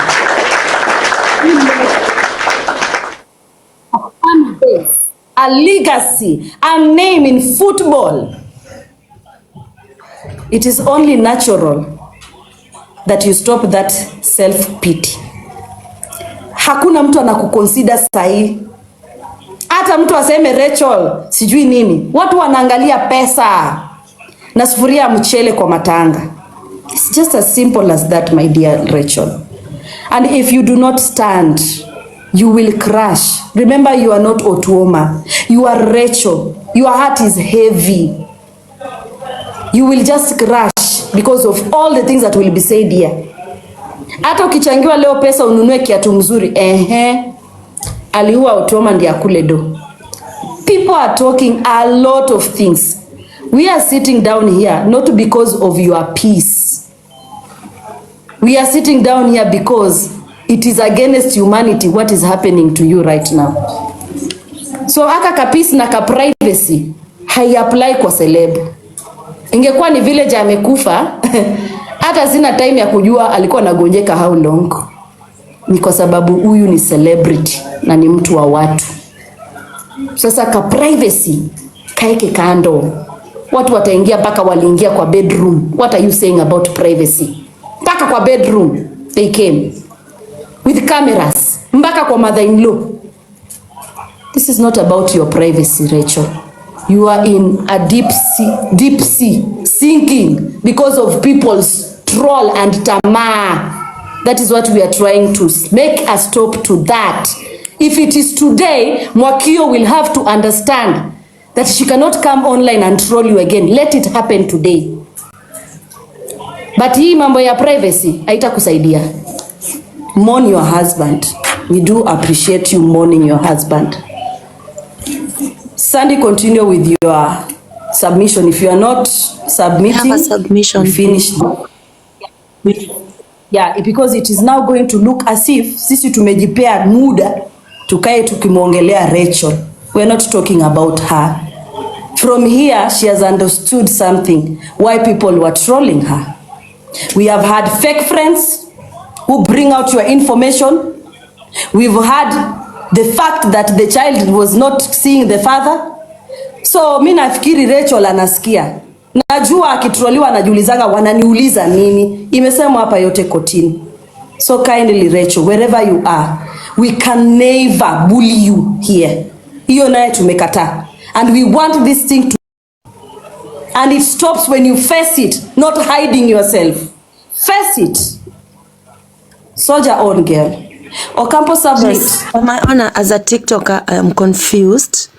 We need a way forward when it comes to contribution and support for this family, because one day there's information that the family and Rachael are together and they will bring a pay bill where we all channel the money, and the next day Diana is saying it's a lie, they're not together. So I want to know if I told Rachael is telling Diana what to say on TikTok, or is it Diana saying her own things and then pretending it's coming from Rachael? Because when this happens, that is why the two parties are fighting, because it looks like Rachael is telling Diana the real truth on the ground and telling her, wekelea mafuta, say we are not together, troll the family, kata mtoto and all that. So we need that this court will help us to support this family as a whole, with Rachael and the kid, the whole family, because we love all of them. We have nothing against each of them. We love them all. Yes. Your Honor. Thank you so much for that. There are recordings, Your Honor. There are recordings of Diana saying some form of verbatim that the things that Madam Prosecutor, I ask you to bring recordings of Mwakio trolling Rachael. Well, Your Honor, I need to tell you this. I will bring those as well. There are recordings of Diana saying the things that are happening in the family, almost as though she is in constant contact with Rachael Otuoma, and Rachael is giving her this information to give to the public, as though, Your Honor. So she gives the impression that she is the spokesperson of Rachael Otuoma, and then she goes, yeah. Thank you. Your Honor, I would love to add point on what Lady Jacqueline said, because today we say the truth. Yes, your son Rachel can call you and explain this thing and want you to come and open live and explain to people, because she did the same with me. So if Diana is doing that, I'm 100% sure maybe she's applying to what she has been told. Even this word that I'm saying here, it was told, but I never wanted to open a live to reply Mwakio, because that is where I got the information. So it might be right. And then again, Rachel, we are in this situation because you hidden these kids and now it's out here. You can't control it. Let people talk, bring their opinion, and you have no right to control that, and you can't control it even if you can. And the best advice I can tell you, anything you have no control over, let it be, give it time. It's already out, and we love Otuoma and kids and you. Me, I love Otuoma, I love you, I love the kids, and I want them to get justice as well. It's already out. It's not about you now. It's about the kids with Otuoma. It's Otuoma business. Otuoma was your husband, and we could not reach him in your house. Now he's an angel. He can visit everybody, and everybody has a right to do what? To talk about it. Right now, there are people who stand with Mwakio, including me as well, because the kids deserve to be as well represented the way you want to take the crown. Nobody's taking your wife crown. These kids are taking their daddy's crown, and we are here talking about Otuoma'S business. Period. Oh, sorry. May I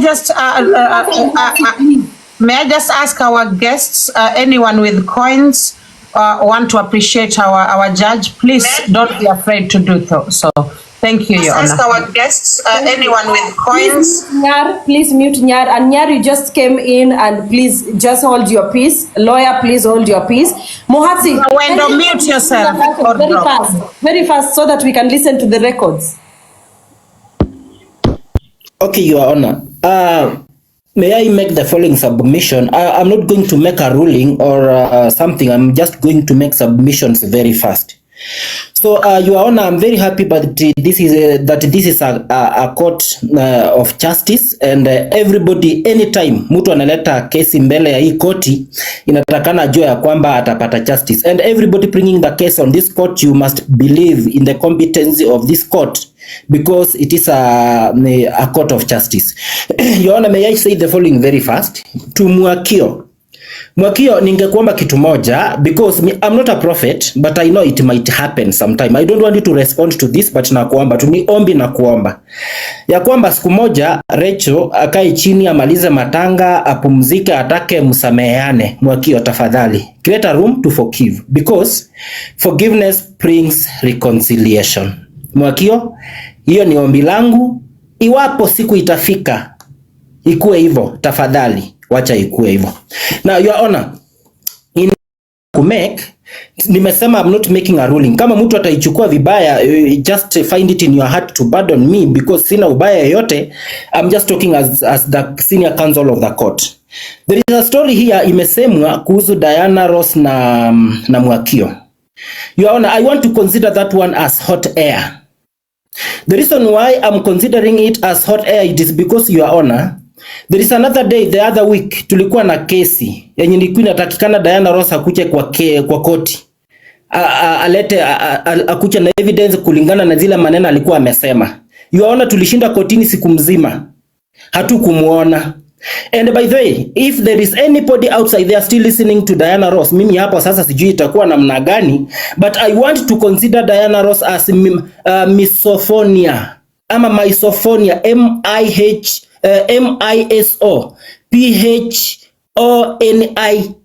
misophonia. In fact, kuanzia leo inatakana aitwangwe misophonia Diana. Ndio mtu yeyote akitaka Your Honor, allow me to object that. No, wacha niongee nimalize kwanza. Nikimaliza kuongea wewe uta object. Sawa. Kila mtu atakuwa anataka kujua hii misophonia inamaanisha nini. Ni mtu akuropokwa tu. Kazi yake ni kusema kitu haina evidence. Amesema hapa sijui Mwakio, sijui mtoto, sijui bangi, sijui nini, akona evidence. Ukimwambia kucha kotini kesho, Diana hata kucha kotini. Mbona asitwe maisofoni? Yani mtu wa kuropokwa tu. In fact, hakuna kitu ya maana Diana anaweza kuongea. In fact, hata watu wenye wanamsikiliza inatakana wakuwa wanajua Diana akiongea chochote ni cha uongo. Not unless akona evidence ya ile kitu yenye anasema. Otherwise, hiyo ni uongo. The people must take this one very seriously. Your Honor, I would also Kodes, wacha nimalize please. Mimi siongeangi sana, nikinyamaza hapa nitanyamaza milele, hata utasikia nikiongea tena. Next, Your Honor, nimesikia Kodes wakati alikuwa anapeana submission yake, nilisikia akisema kids, lakini mimi nilikuwa nimesikia kid. So kama kuna mtu alinisikia vibaya, kuna tofauti ya kids na kid, hapo ndio sielewi. Maybe wakati atachukua mic ataclarify ni kids ama ni kid kulingana na ile information yenye anajua. And then, Your Honor, as I finish, there is a story, before that story, there is a lady mwenye amekuja hapa anaitwa Aleko Babe. Kuna jambo ametamka akasema we are fighting. I don't know alipata hizo allegations wapi. We don't fight in this court. Your Honor, nilisikia akisema you are fighting for no reason, you are doing what for no reason. Who is fighting who? This is a court and we always come here to get solution, to make peace, and then everything is fine. So Alego, we are not fighting. I wanted to bring to book that we are not fighting, we are making solutions. Lastly, Your Honor, there is a story yenye ulipeana hapa ukasema ni food for thought. Nimefikiria hiyo story na nikasikia kama roho yangu imevunjika sana, Your Honor. Na hata saa hii niko na huzuni kwa moyo wangu kulingana na ile story umesema, nasikia vibaya sana, Your Honor. So thank you so much for watching the video to the end. Remember to like, share, comment, and if you have not subscribed, please make sure you subscribe and put on the notification bell so that you know every time I post a new video. So guys, thank you. I'm gonna see you on my next video. Bye.